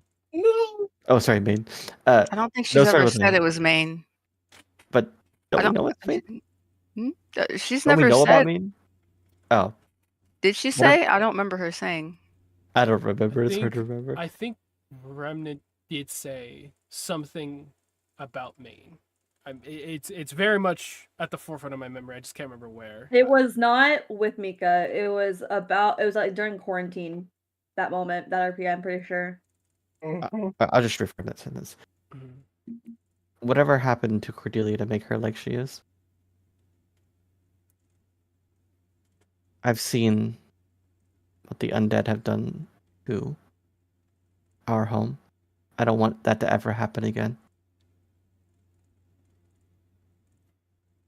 Kana speaks up before Shugo can. Mika, we are stretched thin. So if you want to help your friend, tell us where the enemy is. We cannot spare our resources to look into that issue if she's not willing to be forthcoming with the information to find them. We have When- to figure it out. I'm not asking for us to act right now.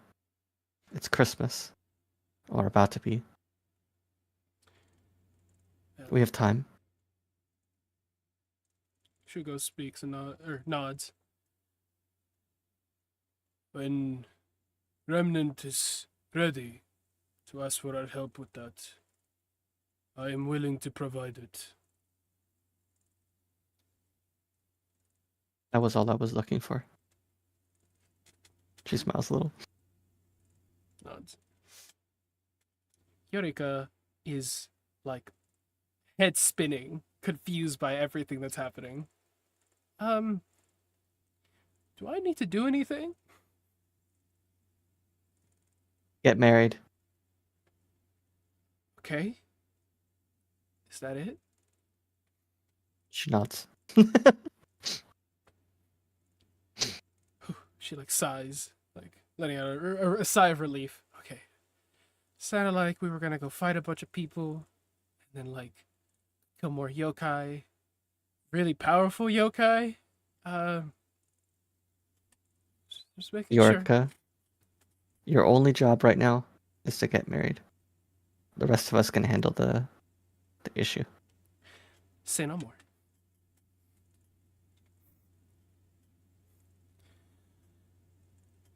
That's all I have left to talk about. Besides, I wanted to wish you all a Merry Christmas. You as well, daughter. Kind of says. Tsune bows her head. I'm hoping to be back in Japan before Christmas arrives. But You don't want to spend it here with us? I have my own family, Miko. As much as I do enjoy these talks. She smiles. I will see to your friend, and to the matter, that trophy. Yutaro nods. Past that, I will be returning, hopefully, by tomorrow night. Alright. That, the meeting be adjourned. Yarika, everyone stands, bows to Shugo, bows back, and Yarika scampers off.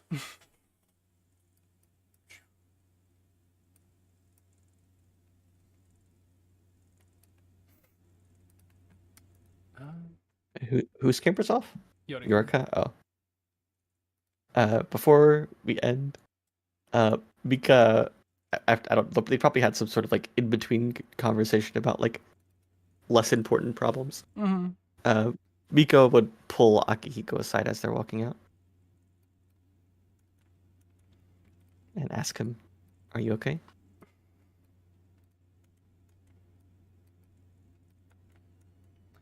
He stares at her for a little bit, pausing to think that over. I will be. She shakes her head like that wasn't a satisfactory answer. Are you serious? Was I serious about what? Marrying Tetsuya. Serious how? Would I do it? But you go through with it. Do- Or is there some bigger plan? Akihiko. She shakes her head. I would do just about anything to ensure Japan continues to be safe. If that took marrying someone, she shuts her eyes for a moment. I would do it. But that's not what I want to do necessarily. What I want to do, she says as she takes his hand, he might, even if he recoils, is I want to marry you.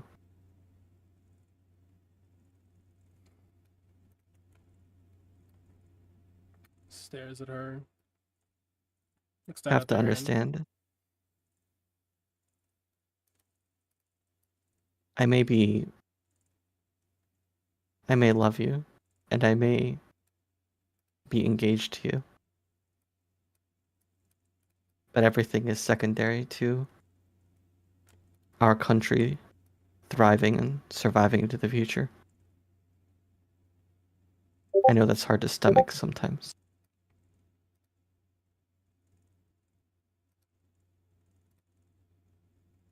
I always put the majority before myself.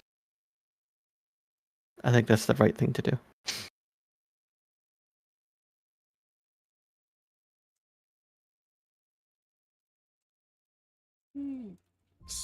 Staring at her still, following her words.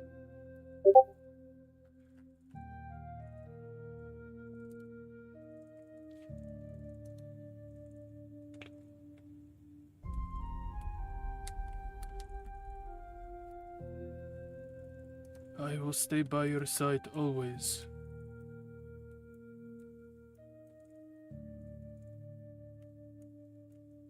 She smiles a little and says,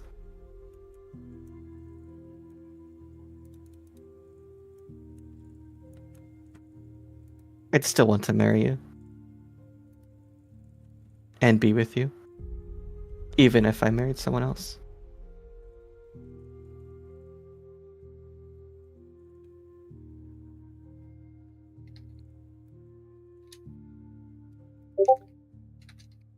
But she looks up to him, smiling.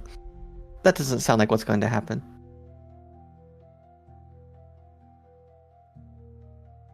I'm sorry I freaked you out like that. I can understand why that would have upset you. I know it would have upset me if I was in your situation. No, it was an avenue you needed to explore. To not have sought out every angle, save your clan in Japan, would have been to have not done your duty to the best of your ability. Holds her hand. It's okay. I was merely shaken. But I am not broken. He cups her face. Before, he kind of gets a little shy. During the club, you offhandedly said you loved me.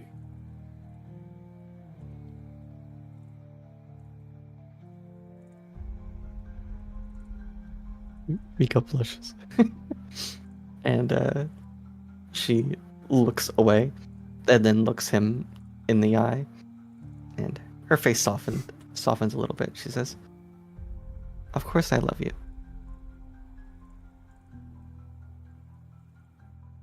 Eyes round at that.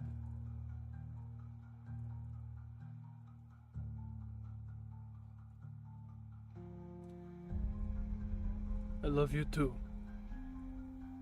And hearing you say that really pissed me off.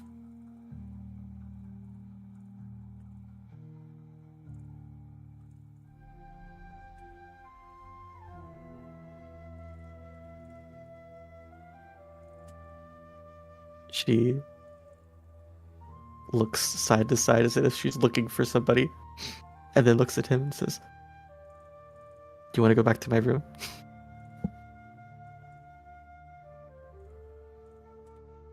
He looks up, thinking.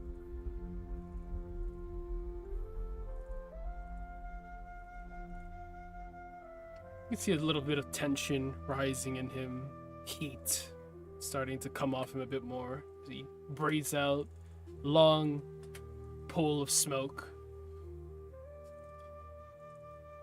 Yes. And he smiles at her. Okay. They go back to her room and do dirty deeds. Dirty deeds. And thus concludes Family Matters. That was a long roleplay. That was 4 hours. That was a session. That was a whole That lot was session. a That session. was a whole lot session. I loved it. It was spicy. Was I done dirty? Probably. Mood? Mood. Weren't we all? We were all done dirty. You know, Foundation didn't get mentioned. That's a dub for me. Because like, wait, hold up, one more But thing. I'm here for this angry sex. Here for that. Good job. Good job. I paused my game to look at my screen.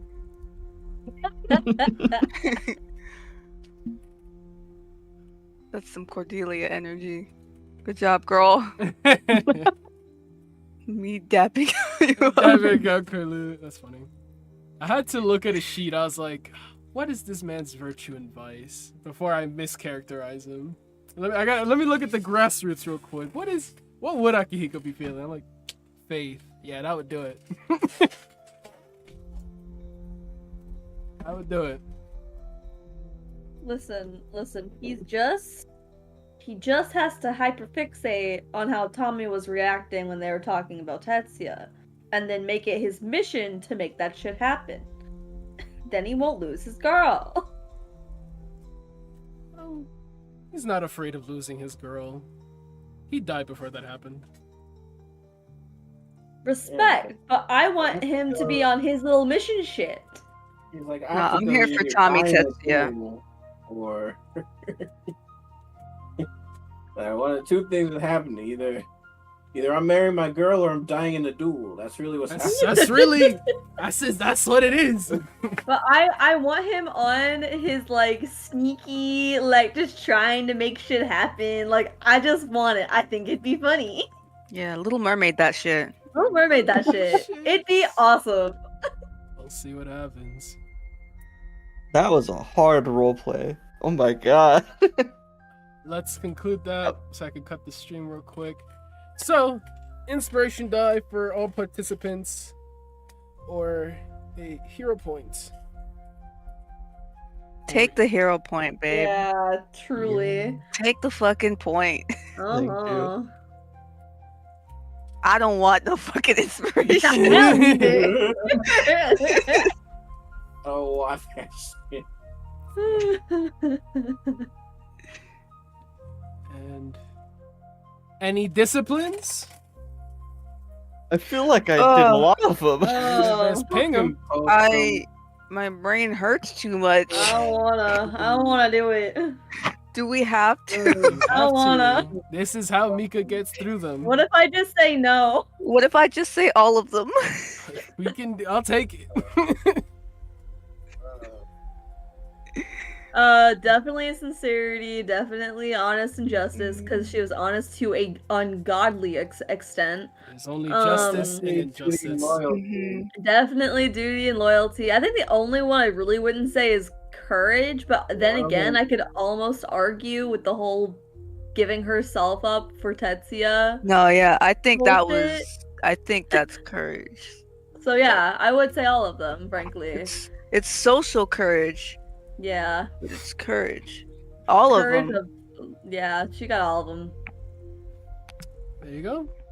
4 disciplines. I'll give you 5 disciplines because you did a good job. Did a good job. Am I bitter that you threw my father under the bus like that? Yes. Haha. That was Unfortunately, Mika's looking out for her clan Hey. before anybody else. Hey. I mean, you could say do that. both You're also things. trying to get Tommy integrated into your clan, so Yeah.